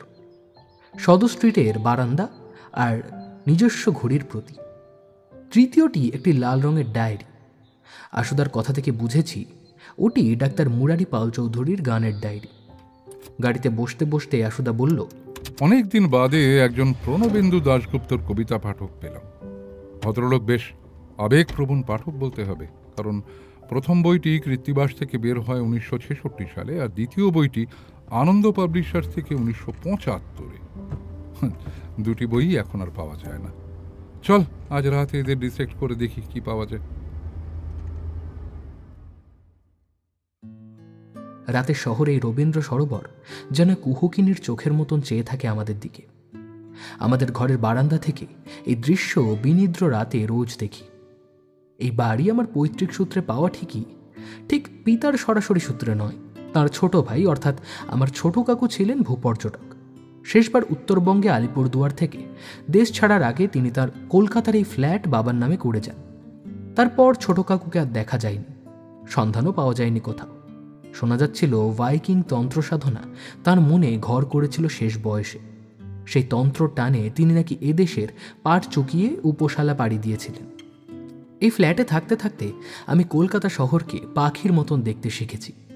আর যেদিন থেকে আশুদা এই ঘরের বাসিন্দা হয়ে গেছে, সেদিন থেকে মাটির বুকের স্পন্দনও আমি ক্রমশ পরখ করতে শিখেছি। শিখেছি ডক্টর সবিতা আগরওয়ালদের মতন দানবিক নেপথ্যচারিণীদের কথা। একাকিনী রবীন্দ্র সরোবরের শান্ত বিনিদ্রিত নয়নের দিকে তাকিয়ে ভাবছিলাম অত্রিদের কথা, ডাক্তার মুরারি পাল চৌধুরীর কথা। বিচিত্র সেই যাপন, এক জেল চিকিৎসক থেকে বেহালাবাদক প্রেমিক। আশুদার নিয়ে আসা কবি প্রণবেন্দু দাশগুপ্ত দুটি কবিতার বই আর গানের খাতা আজ আমাদের নিশি যাপনের সঙ্গী হবে বুঝলাম। আশুদা গানের ডায়েরির পাতা উল্টাতে উল্টাতে বলল, আশ্চর্য ঘটনা দেখ অর্ক, তোর মোবাইলে লালবাজারের সিজার লিস্ট থেকে পাওয়া সেই চিঠিগুলোর ছবি আছে, বের কর। আমি ছবিগুলো বের করতে সেগুলো সামনে রেখে পাশাপাশি মোমের হাতির পেট থেকে বের করা চিরকুট আশুদা টেবিলে রাখল। তারপর গানের খাতা আর কবিতার বইয়ের লাইন পাশে পাশে সাইড নোটের মতো লেখাগুলো মিলিয়ে মিলিয়ে বলল, হাতের লেখাগুলো দেখ অর্ক। একটা হাতের লেখা নিশ্চিত ডক্টর মুরারির, আর অন্যটার ক্ষেত্রে গানের খাতার স্বরলিপির নিচে ছোট অক্ষর, খেয়াল কর, তালব্যস্ব, সম্ভাব্য শকুন্তলা দেবী। মুরারির গানের স্বরলিপি লিখে দিতেন শকুন্তলা। যেসব কথোপকথন আর লুকোনো প্রশ্নের উত্তর আমরা মরিয়া হয়ে খুঁজছি, তা হয়তো এই দুটো কবিতার বই আর গানের ডায়েরিতে আছে। দেখলাম কবিতার নিচে সাইড নোট ছাড়াও তারিখ লেখা, আর সঙ্গে মাঝে মাঝে পাতার খাঁজে আটকে রাখা কয়েকটি সাদা চিরকুট। যেমন একটি কবিতার লাইন, তুমি খুব দ্রুত হেঁটো না, আমার দিক ভুল হবে। লাইনটি প্রেমিকা কবিতার নবম ভাগের শেষ দিকের লাইন। পাশে পেন্সিল দিয়ে লেখা ক্লান্তি, এত অপমান সহ্য হয় না। আবার আরেকটি কবিতা, একটি মৃত পাখি, তার প্রথম দুটি লাইন লাল পেন্সিলে দাগ দেওয়া। পাখি মরে আছে, পাখি বরফের স্তূপের ভেতরে মরে আছে। পাশে লেখা, ও আমাকে একদিন মেরে ফেলবে মুরারি, আমি নিশ্চিত জানি। তারপর একটা তারিখ। আশুদা একটা সাদা খাতায় নোট নিচ্ছিল সব। লিখতে লিখতেই বলল, এই কবিতার বই দুটো আসলে একটা চার্ট বক্স। মুরারি শকুন্তলা দেবীর সময় তো আর হোয়াটসঅ্যাপ ছিল না, তাই তারিখগুলো মনে রাখতে। এই তারিখের 1 সপ্তাহ বাদেই শকুন্তলা দেবীর গণধর্ষণ ও খুনের ঘটনা ঘটে। কিন্তু আমার মনে প্রশ্ন যায় না, কে মেরে ফেলতে চায় শকুন্তলা দেবীকে? অভিনন্দন শিকদার? কিন্তু কেন? যৌন ঈর্ষা নাকি অন্য কেউ? মানুষ 1961 কবিতার লাইন, আড়াল করে দেখে নেবার মতন কোথাও আর গোপন দৃশ্য নেই। পাশে লেখা, ওরা জেনে গেছে আমাদের কথা শকুন্তলা, আমার মন বলছে তুমি সাবধানে থেকো। এই শব্দ মুরারির। নিচে তার ছোট্ট স্বাক্ষর। নিজস্ব ঘুড়ির প্রতি বইয়ের ঘুম ভাঙার পর কবিতার শেষে শকুন্তলা দেবীর লেখা, ঘুম আসে না কেন তুমি বলো, কেন আসে না ঘুম? কবিতার লাইন, কোনো প্রতিদান নেই তবু চঞ্চল বুকের কাছে পাতা ঝরে পড়ে। পাশে মুরারি ডাক্তারের লেখা, ভেবো না এত, ঠিক একটা পথ বের হবে, কেউ জানতে পারবে না। সংলাপের নৌকায় চেপে গানের ভেলায় ভেসে রয়েছি যেন, দুই প্রেমিক প্রেমিকার কথোপকথনের নীরব সাক্ষী হয়ে ছায়া নদী বুনে চলেছি আমি আর আশুদা। গানের খাতায় রামনিধির টপ্পা ছাড়াও রয়েছে শ্যামা সঙ্গীত। হাতের লেখা শকুন্তলা দেবীর হলেও পাশে তারিখ লেখা, সেই লেখা মুরারির। পরবর্তী অভিসারের দিন লিখে এভাবেই পরস্পর পরস্পরকে গোপনে জানিয়ে দিতেন দুজনে। গানের খাতায় লেখা, কি গুণ করেছে তোমার আঁখি বলো না, কথায় কথায় মান অভিমান ছলো না। গানের স্বরলিপি শকুন্তলা দেবীর লেখা, পাশে লাল পেন্সিলে লেখা আরও কয়েকটি নোটেশন, মুরারির হাতের লেখা। বোঝা যায় ওগুলো বেহালা সঙ্গীতের। সেই স্বরলিপির ঢঙেই তারিখ লেখা, যেন এক চতুল বৃন্দাবনী মায়াকাহন। গোপন অভিসার। তাহলে এমন কিছু ঘটেছিল যাতে অভিনন্দনের দূরভিসন্ধির কথা জানতে পেরেছিল শকুন্তলা দেবী? হতে পারে, কিন্তু মন বলছে মূল কুশীলব অভিনন্দন নয়, কোনো দ্বিতীয় ব্যক্তি। কে সে? আন্দাজ করতে পারছি, নিশ্চিত হতে আরেকটু সূত্র লাগবে।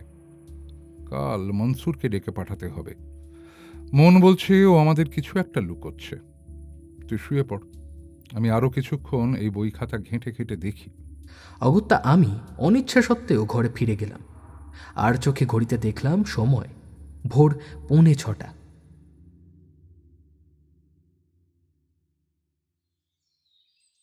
সকালবেলা কলেজে আসতেই তথাগত অধিকারীর সঙ্গে দেখা, সঙ্গে লগবুক। বসে কথা হলো কিছুক্ষণ। ব্যাপারটা আর কিছুই নয়, শুভঙ্কর শ্বাসমলের লাশটা পাওয়া গেছে। 4 নম্বর ব্রিজের নিচে রেল লাইনের ধারে পড়েছিল। যেহেতু এলাকাটা আমার হাসপাতালের তত্ত্বাবধানে পড়ে, তাই তার ময়নাতদন্তের ভার আমাদেরই। কথায় কথায় জানলাম ডক্টর সবিতা আগরওয়ালের শরীরের তেমন উন্নতি ঘটেনি এখনও। পিজি হাসপাতালের আইসিইউতে রাখা হয়েছে নিশ্ছিদ্র নিরাপত্তায়। কথা বলতে বলতেই তথাগত আমাকে একটি সাদা খাম দিয়ে বলল, এটা আশুবাবুকে অবশ্যই দেবেন, কনফিডেন্সিয়াল। লাশ কাটা ঘরে শুয়ে আছেন শুভঙ্কর শ্বাসমল। এক কালনাগিনী যেন তাকে গ্রাস করে ফেলেছে। 2 দিনের পচন রয়েছে শরীরে।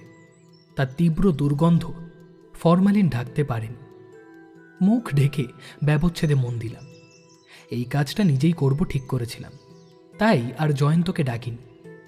শুভঙ্করের মাথার খুলিতে 2টি চোখের মাঝখানে একটি গভীর ক্ষত। সেই ক্ষতর ধরন আমাদের পরিচিত।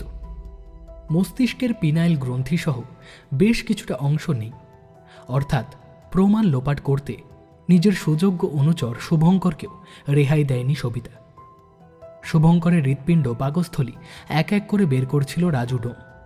শরীরের আর কোথাও কোনো ক্ষতচিহ্ন নেই। মৃত্যুর সম্ভাব্য কারণ মস্তিষ্কের আঘাত। পাকস্থলীর খাবারের পচন ধরে গেছে। রেললাইনের পাশে আবর্জনার স্তূপে পড়ে থাকায় শরীরের ডান পায়ের বুড়ো আঙুল আর বাম হাঁটুর খানিকটা কামড় বসিয়েছে ইঁদুররা। এটাই ত্রিনেত্র কেসের শেষ খুনের লাশ। এক ভয়াবহ অধ্যায়ের সমাপ্তিতে তথাগতর পদোন্নতি নিশ্চিত। তথাগতকে বিদায় জানিয়ে ঘরে ফিরতে ফিরতে মনে ঘুরপাক খাচ্ছিল গতকাল চোখে বুলানো কবিতার কয়েকটা লাইন। আমার এই অভ্যাসও আশুদার কাছ থেকেই পাওয়া। কবিতার লাইন মনে গেঁথে গেলে তা সহজে মুছতে চায় না। শুভঙ্কর শ্বাসমলের অসহায় লাশ দেখে বোঝা যায় সে আত্মরক্ষার তেমন সুযোগই পায়নি। মনে পড়ে গেল কবি প্রণবেন্দু দাশগুপ্তর লাইন, যে যতটা ব্যগ্র আর মৃত্যুর কূপের মুখোমুখি তারই দিকে বন্দুকের নল থাকে ঈষৎ বাড়ানো।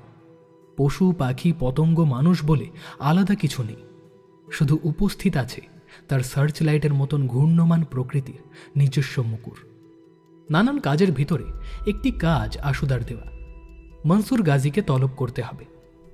মনসুরের অনুরাগী মানুষের কলেজে অভাব নেই, আগেই বলেছি। বিশেষত পার্ক সার্কাসের এই অঞ্চলে স্বল্প কেতাবি শিক্ষিত মানুষগুলোর কেউ কেউ মনসুরকে ফরিস্তার চোখে দেখে। তার রেশমি পুতুল, অদ্ভুত চলন চালন আর রহস্যময় অভিগমন তাদের কাছে কারিশমার মতো। তেমনই একজনকে চিনি, আমাদের ডিপার্টমেন্টে মিউজিয়ামে ফরমালিন ধরে রাখা নমুনার বয়াম ঝাড়পোঁছ করে। নাম বনোয়ারি। ওর বাড়ি মনসুরের ডেরার কাছে।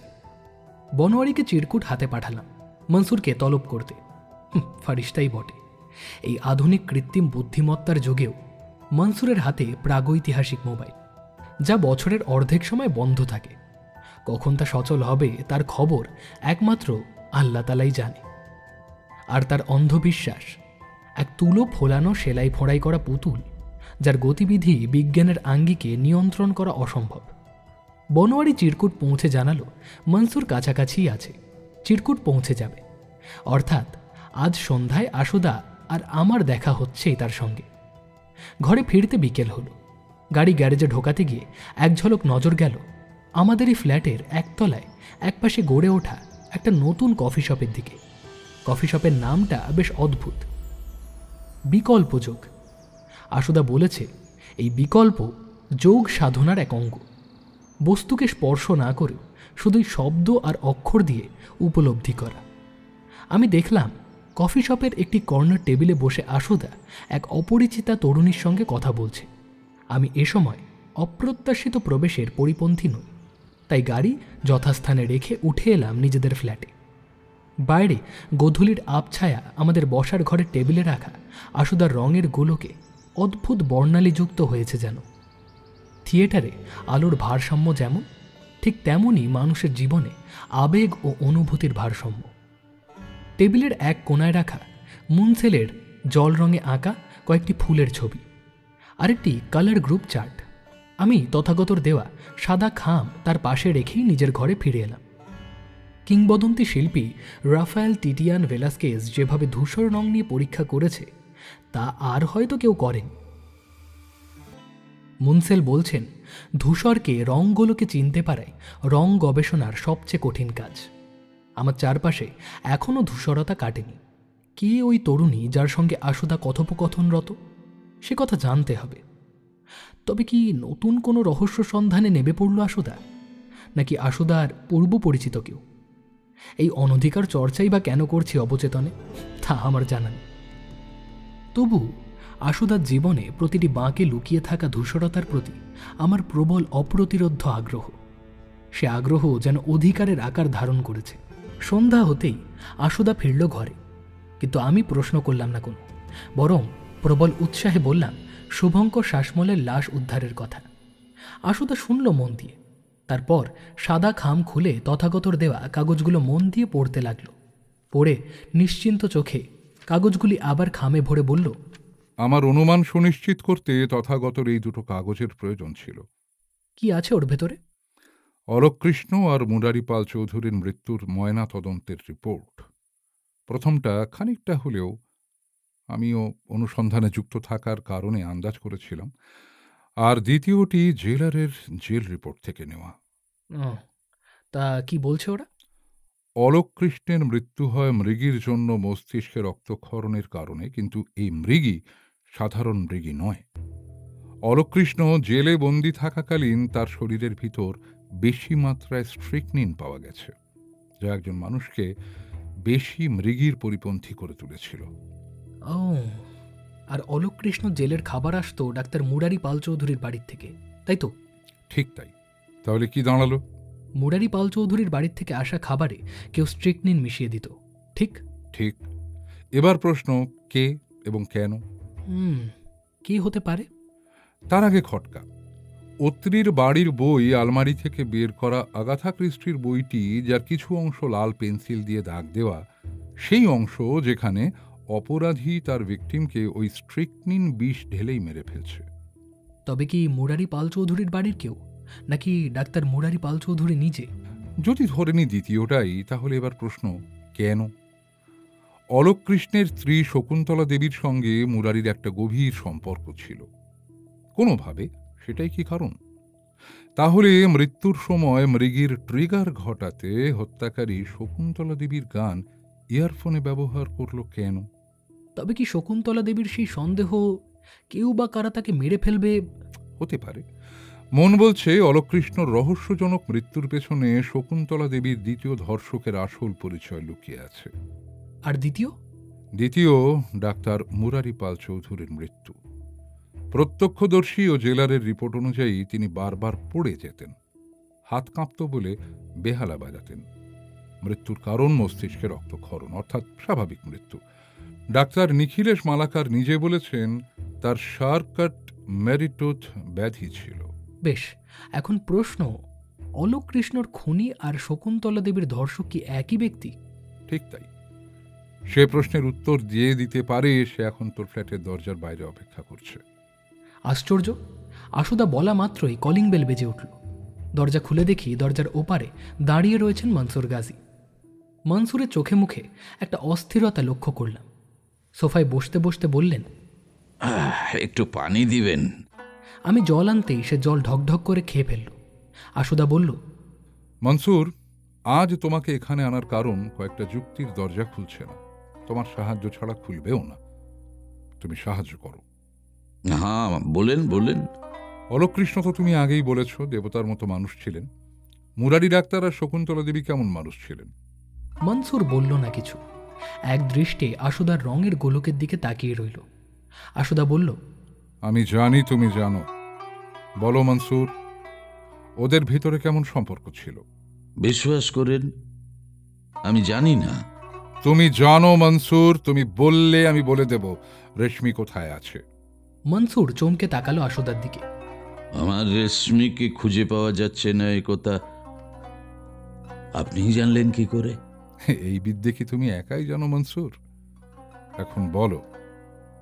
একটা সম্পর্ক ছিল, মাঝে মাঝেই দুজনে একলা রিহার্স করতেন। অলকৃষ্ণ জানতেন ব্যাপারটা?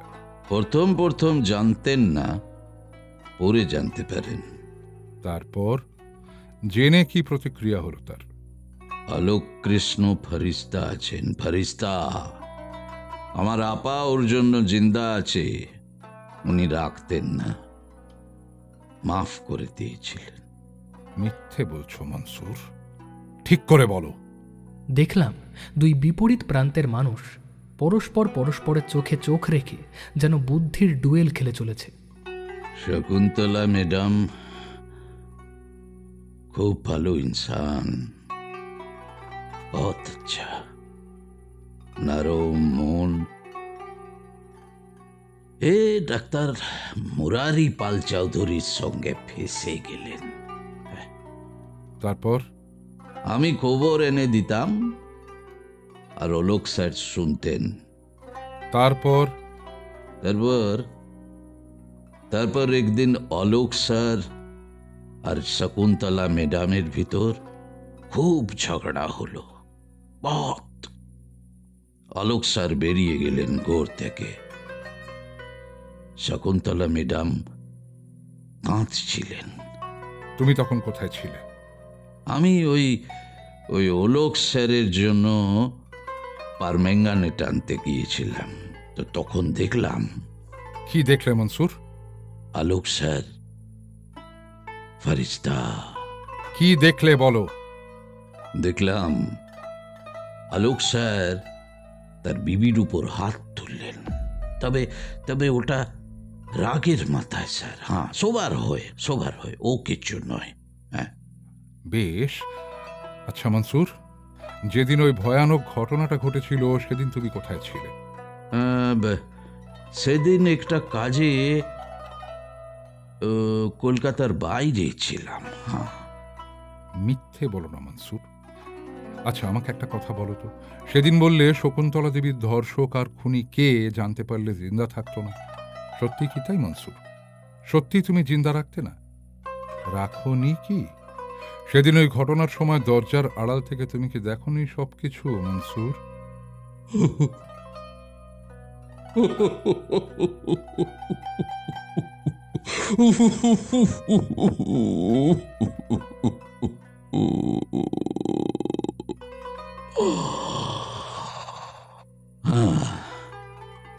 আপনি ঠিক বলেছেন আসুদা, ঠিক বলেছেন। আমি ছিলাম আসলে আলোক স্যার ফারিস্তা, কিন্তু তার রাগ চন্ডালের মতো। ও মুরারি ডাক্তারের সঙ্গে ম্যাডামের সম্পর্কের কথা জানবার পর স্যার একেবারে পাগল হয়ে গেলেন।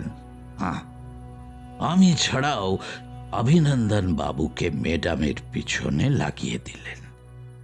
আমার এটা ভালো লাগেনি। আর তারপর সেই দিন। তুমি পুরোটা দেখলে, বাধা দিলে না কেন মনসুর? কেন পুলিশকে ডাকলে না? আলোক স্যার বারণ করেছিল। আমি চমকে উঠি। শকুন্তলা দেবীর সেদিন ভয়ানক ধর্ষণ ও খুন যে হবে একথা অলোক কৃষ্ণ জানতেন। মনসুর এরপর একে একে বলল সেই রত্তিমিত্তি মুখোশধারী মানুষ আর অভিনন্দন শিকদারের কথা, ছোট্ট সুচন্দ্রার প্রত্যক্ষদর্শিতার কথা। শুনতে শুনতে মনে হলো এক গভীর অন্ধকার যেন ঘিরে ধরছে আমাদের সকলকে। কে সেই মুখোশধারী? মনসুর কি তাকে চিনতে পেরেছিল? মনসুর এক নিঃশ্বাসে বলে ফেলল সবটুকু। তারপর মাথা নিচু করে রইল। আশুদা বলল, অন্যায় তোমার হয়েছে মনসুর। তোমার আপার জীবন ফিরিয়ে দিয়েছেন তোমার আল্লাহ তাআলা। তোমার অলোক স্যার শুধুই সেখানে একজন উপলক্ষ। তোমার উচিত ছিল সেদিন পুলিশকে ডাকা। নীরব দর্শক হয়ে নিজের পাপের বোঝা দোজখের পথ খুলে দিলে তুমি মনসুর গাজী। এখন একটা শেষ কথা আমাকে বলো দেখি, সুচন্দ্রাকে সম্মোহন করতে কেন তুমি? সত্যির কাছে পৌঁছতে, নাকি সত্যিকে ভোলাতে?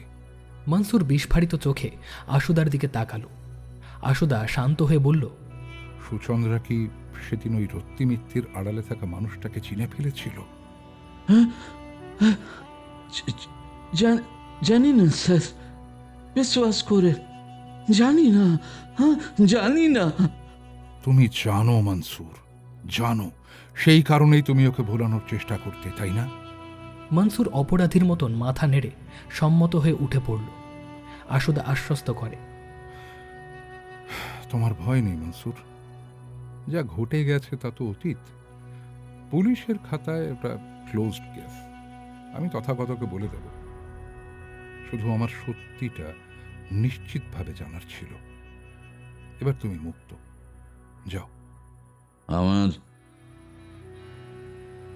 রেশমি পুতুল? তোমার ঘরে কোনো মাটির কুজো আছে মনসুর? মনসুর হ্যাঁ বলতেই আশুদা বলল, ওর ভেতরে তুমি রশ্মিকে রেখে ভুলে গেছো। ওর ভেতরে তুমি রেশমিকে রেখে ভুলে গেছো। অন্য মনস্ক হয়ে গেছো তুমি। শোনো, অলোক স্যার তোমার কাছে যেমন ফরিস্তা ছিলেন তেমনই থাকবেন। জোর করে কারো মনে সে জল ছাপ ফেলতে চেয়েও না, ওতে বিপত্তি ঘটে। সুচন্দ্রার মনে তো একেবারেই নয়। আমার মনে হয় অত ছোট বয়সে স্মৃতি, তাও অনুমান, ও কর্কট রোগের মতো, বেশি খুঁড়লে ছড়িয়ে পড়বে। তাছাড়া আরেকটা কথা মনসুর, সুচন্দ্রা অন্তঃসত্ত্বা। ওকে এখন আর ওসব সম্মোহনের জালে জড়াতে চেয়েও না তুমি। মনসুর ঘাড় নেড়ে অন্তর্হিত হতেই আমি আশুদার হাত চেপে ধরলাম। কি করে বললে রেশমি আছে মাটির কুঁজোর ভিতরে? আশুদা হাত ছাড়িয়ে হাই তুলে সোফায় বসতে বসতে বলল, যেমন করে তোকে প্রথম যেদিন মনসুরের কেরামতির কথা বলেছিলি বুঝিয়েছিলাম, তোর শোকেসে একটা বাহারি কুঁজো আছে, দেখ।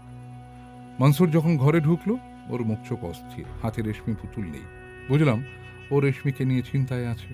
তারপর দেখলাম ঘন ঘন নিজের অবচেতনেই মনসুর তোর ওই শোকেসের কুঁজোটার দিকে চোখ সরিয়ে নিচ্ছে, অনেকটা ডাক্তারি পরিভাষায় নিস্টাগমাসের মতো। ব্যাস, 2 আর 2 4। আর ওই ঘটনার দিনে মনসুরের থাকার কথাটা? ওটাও ব্যবচ্ছেদ করেই পাওয়া। কবিতার বইয়ের ভিতরে একটা চিরকুট ছিল, তাতে 2টো শব্দ লেখা, মনসুর আর অভিনন্দন, সঙ্গে জিজ্ঞাসা চিহ্ন। হাতের লেখা শকুন্তলা দেবীর। সন্দেহ হলো শকুন্তলা দেবী আন্দাজ করেছিলেন এরা দুজন হয়তো তার আর মুরারির সম্পর্কের কথা জানতে পেরেছে। মন বলছিল মনসুর এই ঘটনার প্রত্যক্ষদর্শী। কেন মন বলছিল জিজ্ঞেস করিস না আবার, ওটা ইনটিউশন, ওটা কেন হয় না। আর ওই রত্তিমিত্তি মুখোশ পড়া দ্বিতীয় আততাই কাকে দেখে ফেলেছিল সুচন্দ্রা? আর একটু গভীরে ডিসেকশন করতে হবে তোকে, এটা তোর বোঝা উচিত ছিল। কিন্তু শকুন্তলা দেবীর দ্বিতীয় ধর্ষক ও খুনি আর কেউ নয়, তাঁরই বিবাহিত স্বামী আর সুচন্দ্রার পিতা অলোক কৃষ্ণ মুখোপাধ্যায়।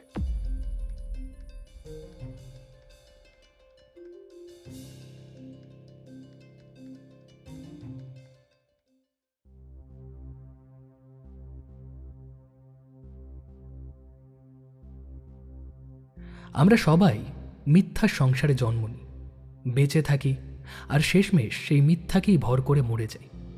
এমন কথা বলতেন বিখ্যাত ফরাসি সাহিত্যচিন্তক আঁতোয়ান আর্তো।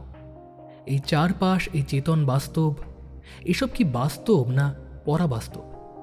এইসব অনুধাবন করতে যে ব্যবচ্ছেদের প্রয়োজন, তার স্ক্যালপেল আসলে ভাবনা। ভাবনার উপর ভর করে তৈরি হয় শিল্প।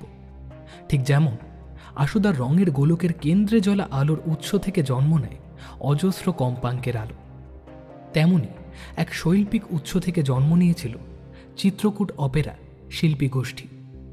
সেখানে কণ্ঠশিল্পী শকুন্তলা মুখোপাধ্যায়, টপ্পা শিল্পী মনোরঞ্জন শিকদার, বেহালাবাদক মুরারি পাল চৌধুরী, ভাষ্যকার অলোক কৃষ্ণ মুখোপাধ্যায় ও তবলাবাদক অভিনন্দন শিকদার।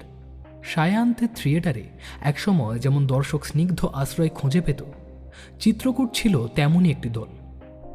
পুরাতন খনন করে সাবেকি ঘরানার আবিষ্কৃত নয়াচর ছিল চিত্রকূটের বেলাভূমি, এক সার্রিয়ালিজম দিয়ে ভরা মায়াকানন। কিন্তু সূচনাতেই বলেছি, মিথ্যার সংসারে বসবাসকারী আমরা সকলে। শুধু অবচেতন ভরা মায়াকানন দিয়েই তো আর বাস্তবের বনবিতান রচিত হতে পারে না। যন্ত্রণা আর অন্তর্ঘাত নিয়েই শিল্প জগৎ। চিত্রকূটের অদৃষ্টেও যন্ত্রণা অপেক্ষা করছিল। অলোক কৃষ্ণ সারাদিন তার ল্যাব আর গবেষণা নিয়েই থাকতেন।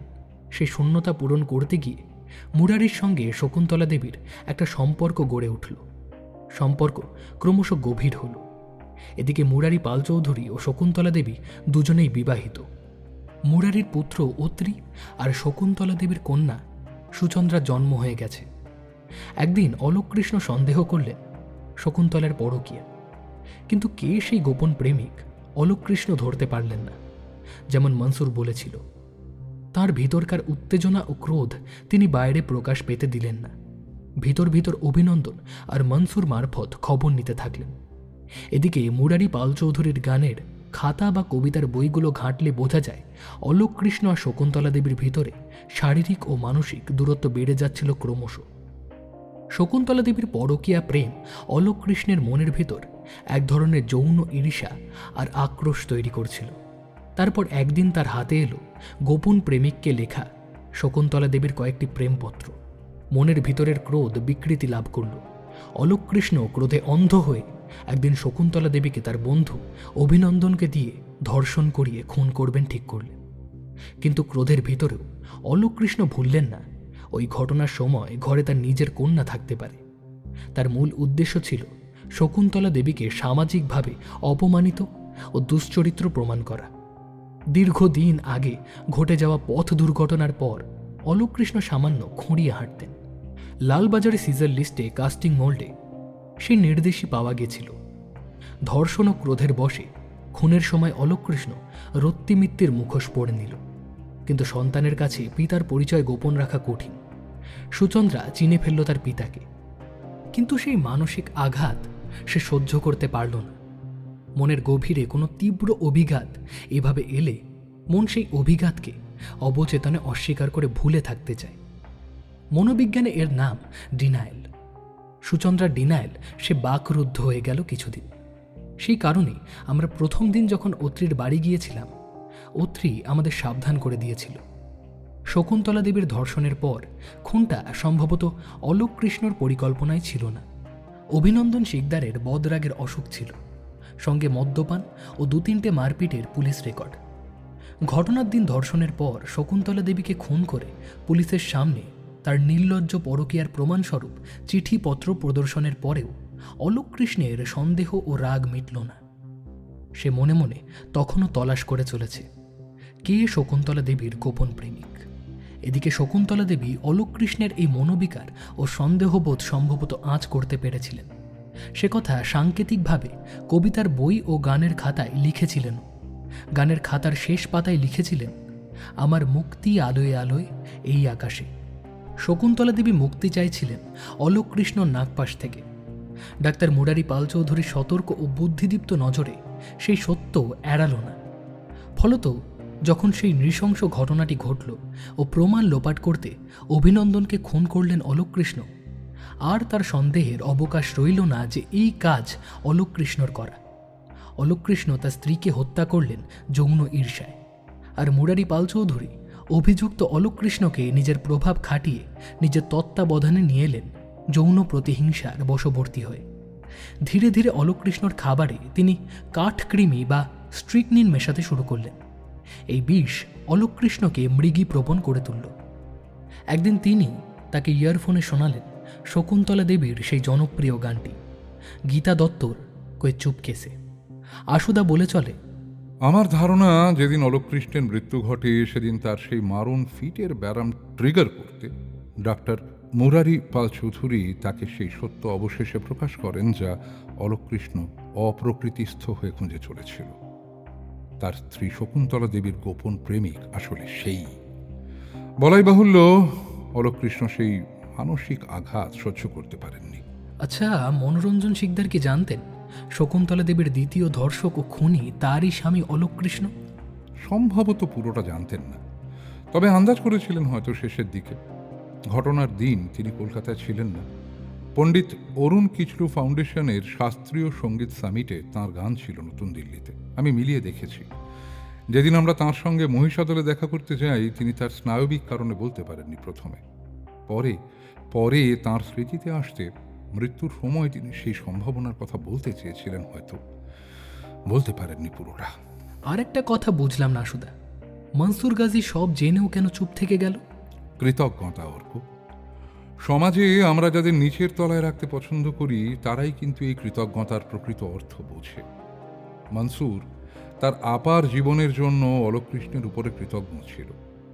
অলোক কৃষ্ণ তার কাছে মাসিহার মতো, তাই তার সব অন্যায় মনসুরের কাছে যুক্তিপূর্ণ ও নৈতিক মনে হয়েছিল। আমাদের এই অভিযানে মনসুর গাজী হল মহাভারতের কর্ণ চরিত্রটার মতো। একটাই আফসোস আশুদা, শকুন্তলা দেবীর হত্যার এই রহস্য সমাধানের কথা কাউকে বলা ঠিক হবে না। সব রহস্যের সমাধান ব্যক্ত হওয়ার জন্য হয় না অর্ক। এই রহস্যের ভিতরে আরও একটি রহস্য আছে যার কথা আমি তোকেও বলিনি। বলাই বাহুল্য, সে রহস্যের সমাধানও অব্যক্ত থেকে যাবে। তবে তুই যদি বলতে পারিস তাহলে তোকে আমি রয়্যালের বিরিয়ানি খাওয়াবো। কি এমন রহস্য অব্যক্ত থাকলো? আশুদার কাছে ট্রিট পাওয়া একটা বিরাট ব্যাপার। ভাবতে ভাবতে এই দিনের কাজে লেগে পড়লাম। আজ রবিবার, কলেজে যাওয়া নেই, জয়ন্ত রোটেশন। বেশ কোথাও একটা ঘুরতে গেলেই হতো। শোন, একটা কাজ সম্পূর্ণ করা বাকি রয়েছে এখনো। অত্রিকে ফোন করে দেখ, ওর বাড়ি একবার যেতে হতো। আরে আবার কি কাজ? বারে, ওর বাড়িতে কতগুলো বই নিয়ে এলাম, ফেরত দেবো না? অগত্যা প্রাতরা সেরে বেরিয়ে পড়লাম। অত্রি আর সুচন্দ্রা দুজনেরই আজ ছুটি, ওরা বাড়িতেই রয়েছে। যাবার পথে বেথুন কলেজের পাশের গলির সাবেকি মিষ্টির দোকানের থেকে আশুদা একটা মিষ্টি দইয়ের হাঁড়ি কিনল। আমি গাড়িতে উঠে বললাম, শুধু তো বই ফেরত দিতে যাচ্ছ না আশুদা, বলো তো কোন কাজ? এতক্ষণে ছেলেটা নিঘাত নিখিলেশদার কাছে জেনে গেছে খবরটা, ওকে একটা অভিনন্দন জানাবো না? যদিও আশুদা এভাবে কাটিয়ে দিল, তবু বেশ বুঝলাম আশুদার মাথায় অন্য কোনো বুদ্ধি খেলছে। গাড়িতে উঠে আশুদা তথাগত অধিকারীকে ফোন করল একবার, শুধু বলল, যেমনটি বলেছিলাম ব্যবস্থা করেছো তো? Thank you so much. অত্রিদের বাড়ি পৌঁছে বসার ঘরে ঢুকতেই দেখি অত্রি আর সুচন্দ্রা ভিডিও কলে ব্যস্ত। ভিডিও কলের ওপারেই অনুসুয়া মাসি আমেরিকা থেকে কথা বলছে। সে দেশে এখন গভীর রাত। আমাদের দেখে অনুসুয়া আমাদের হাত নাড়লেন। ফোন কেটে দিতেই আশুদা অত্রির হাতে মিষ্টির হাঁড়ি তুলে দিয়ে বলল, এই নাও অত্রি, নিজের হাতে সুচন্দ্রাকে মিষ্টি মুখ করো। আর এই রইল তোমার বই আর গানের ডায়েরি। সুচন্দ্রা সলজ্জ হেসে আশুদার পা ছুঁয়ে প্রণাম করতেই আশুদা জড়সড় হয়ে বলল, হ্যাঁ, খুব খুব ভালো থেকো তোমরা। ঠিক আছে, ঠিক আছে, এবার থেকে সব ঠিক হয়ে যাবে। দেখো, একটা ছোট্ট কাজ বাকি থেকে গেছে, তোমরা দুজনে একটু চলো তোমার সঙ্গে। গাড়িতে সকলে বসতেই আশুদা বলল, চল, ত্রিভলি কোর্ট। আমি চমকে উঠলাম। সাম্প্রতিক স্মৃতি নড়ে চড়ে উঠল মনের ভিতরে। মনে পড়ে গেল ডক্টর সবিতা আগরওয়ালের সামনে ঘটে যাওয়া সেই দুঃসাহসিক রাতের কথা। কিন্তু সেই ত্রিভলি কোর্টে আবার কেন? আশুদা অবশ্য নিশ্চুপ থেকে গেল। ওখানে পৌঁছে দেখলাম তথাগত অধিকারী আগে থেকেই আমাদের জন্য অপেক্ষা করছে। আমরা আসতেই আমাদের নিয়ে গেল ডক্টর সবিতা আগরওয়ালের অ্যাপার্টমেন্টের দিকে। আপাতত এই ফ্ল্যাট সিল করে দিয়েছে পুলিশ, তবে তথাগতর কাছে ফ্ল্যাটের চাবি ছিল। আমরা সে চাবি খুলে ঘরে ঢুকতেই দেখতে পেলাম একসময় টিপটপ গোছানো ঘরগুলো কেমন বিধ্বস্ত অগোছালো রূপ নিয়েছে। আমরা শটান চলে গেলাম ডক্টর সবিতা আগরওয়ালের অপারেশনের ঘরে। সেখানে সবিতা ম্যাডামের আশ্চর্য আবিষ্কার, সেই স্বপ্ন যন্ত্রটি এখনও অক্ষত পড়ে আছে। আশুদা অত্রিকে বলল সেই যন্ত্রে শুয়ে পড়তে। মাথায় করসেট পরিয়ে আশুদা এবার চলে গেল কন্ট্রোল প্যানেলের মনিটরের দিকে। পাওয়ার বাটন অন করতেই সবিতা আগরওয়ালের যন্ত্রটা মৃদু কেঁপে উঠল। আশুদা বসে পড়ল মনিটরের সামনে। ভেসোটা তরঙ্গ ঢেউয়ের উপর নজর রেখে কিবোর্ডে খুটখুট করে গেল বেশ কিছুক্ষণ। তারপর নিশ্চিন্ত হয়ে উঠে এসে সুইচ অফ করে অত্রির মাথা থেকে করসেট খুলে বলল, ডান। কেমন লাগছে অত্রি? ভালো। আর তোমার চিন্তার কারণ নেই। তোমার বর আর ঘুমের মধ্যে চেঁচিয়ে উঠবে না, এমনকি ঘুমের মধ্যে হাঁটতেও বেরোবে না। আমি সব ঠিক করে দিয়েছি। চলো, আবার ধন্যবাদ জানাই তথাগতকে। কি যে বলেন স্যার।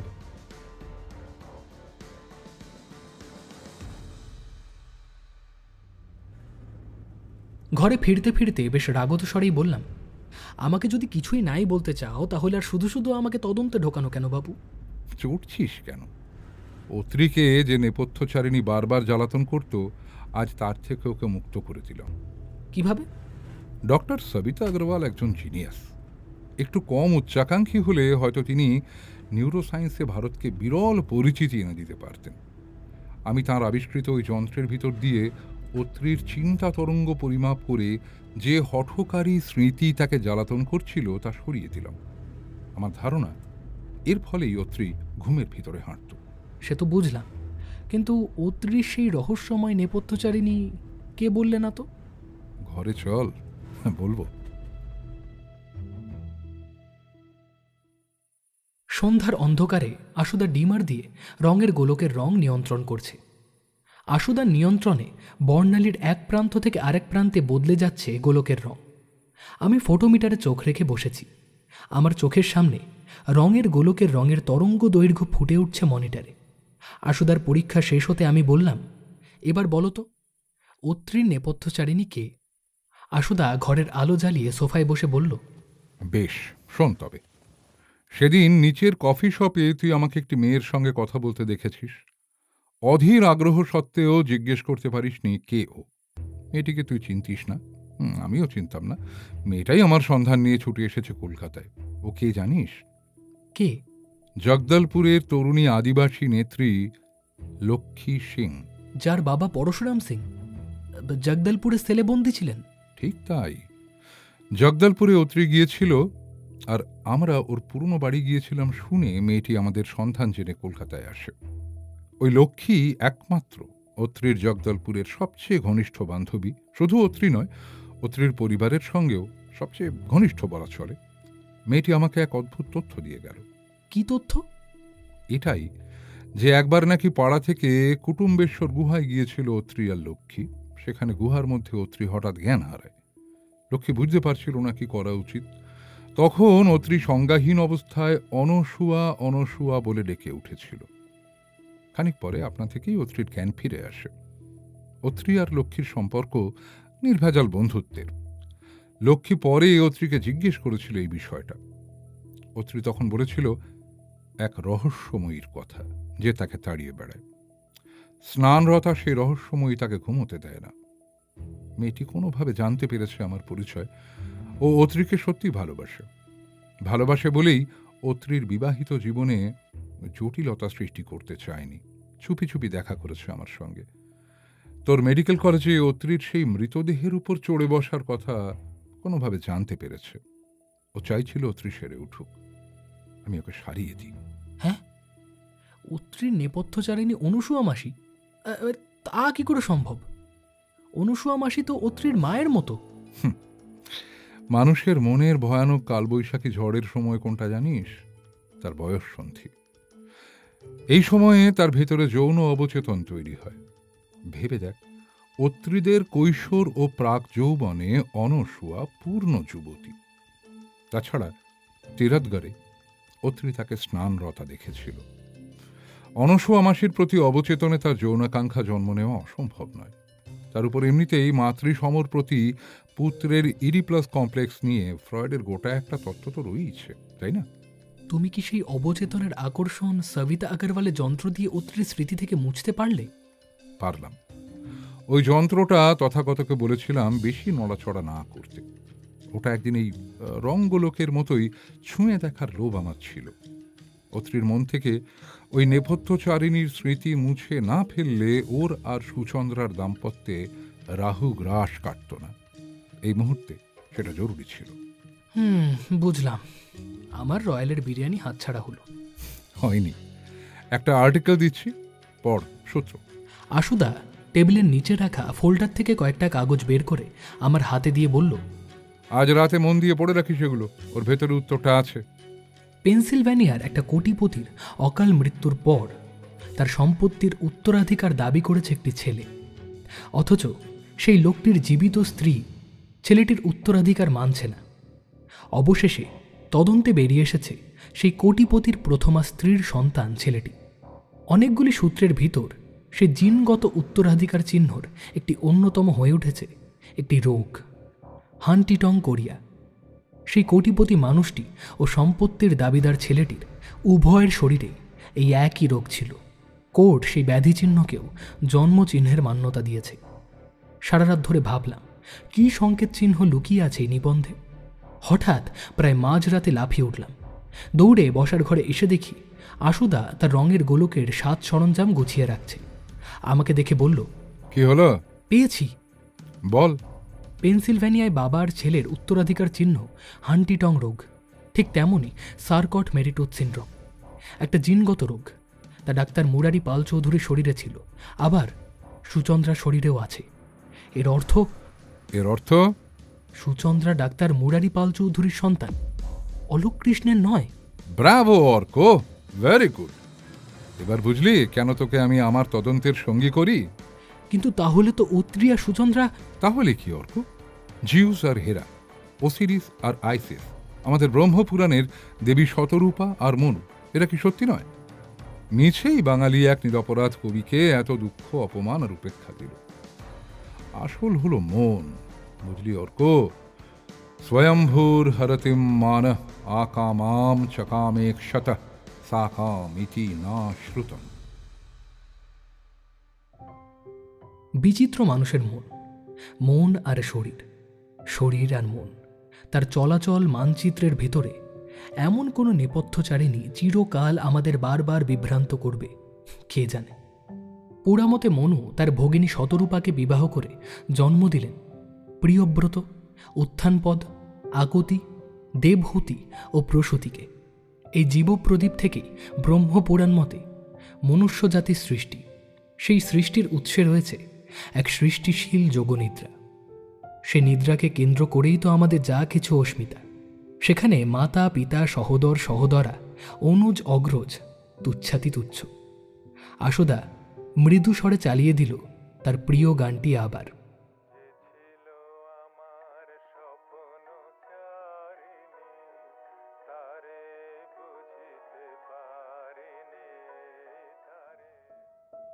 কেমন লাগলো আজকের গল্প জানাতে ভুলবেন না আপনাদের মূল্যবান কমেন্টসের মাধ্যমে। আর যদি খুব ভালো লেগে থাকে চ্যানেলটিকে সাবস্ক্রাইব করে পাশে থাকা বেল নোটিফিকেশনটি অবশ্যই অন করে দেবেন, তাতে আমরা যখনই কোনো নতুন ভিডিও আপলোড করব আপনাদের কাছে সবার আগে নোটিফিকেশন পৌঁছে যায়। আজকে আপনারা শুনছিলেন লেখক শুদ্ধেন্দু চক্রবর্তীর আশুদা সিরিজের একটি টান টান ক্রাইম থ্রিলার উপন্যাস হে নেপথ্যচারিণী গল্পের তৃতীয় এবং অন্তিম পর্ব। যারা যারা এখনও প্রথম এবং দ্বিতীয় পর্ব শোনেননি তাদের রিকোয়েস্ট করব, প্লিজ প্রথম পর্ব দুটো অবশ্যই শুনে ফেলুন, কারণ এই গল্পের মধ্যে এমন কিছু ফ্লেভার রয়েছে যা কিন্তু পুরোটা না শুনলে পাবেন না। আজকের গল্পটি আমরা নিয়েছি অভিযান পাবলিশার্স থেকে প্রকাশিত হে নেপথ্যচারিণী এই বইটির থেকে। বইটি সংগ্রহ করবার লিঙ্ক দেওয়া থাকবে ডেসক্রিপশন বক্সে, অবশ্যই চেক আউট করতে ভুলবেন না। আজকের গল্প পাঠে ছিলাম আমি সন্তু, আশুদার চরিত্রে রাজা ভট্টাচার্য, অত্রি রাজপ্রতাপ, সুচন্দ্রা রুভিনা, তথাগত সায়ন ভট্টাচার্য, মনসুর গাজী দেবাশিস সেনগুপ্ত, দশরথবাবু রামস্বরূপ গাঙ্গুলি, মনোরঞ্জন Sikdar Shantam Chakraborty, Alokparna Khushi, doctor Sabita Agarwal Sudipta, mister Bansal RNM Abhishek, Sudarshan Chowdhury Shantanu, OC Stephen Ghosh Shantam Chakraborty, Satinath Mistry Sourav Saha, Sourav Chakraborty Sayan Bhattacharya, Anusuya মৌসুমী চন্দ্র, রামেশ্বর ওরাও শান্তনু পাণ্ডা, বিলাস রাও সুরঞ্জন ঘটক, বেশ কিছু অন্যান্য চরিত্রে মিমো। গল্পটির বেতার নাট্যরূপ দিয়েছে অঙ্কিতা। গল্পের সমগ্র পরিকল্পনা, পরিচালনা, আবহ এবং প্রচ্ছদে দাস স্টুডিও। তবে আজকের জন্য এটুকুই। ফিরব পরের শুক্রবার আরও একটি টান টান থ্রিলার গল্পের সঙ্গে। ততক্ষণ সঙ্গে থাকুন, শুনতে থাকুন আমার চ্যানেল রাজদেবী 2.0।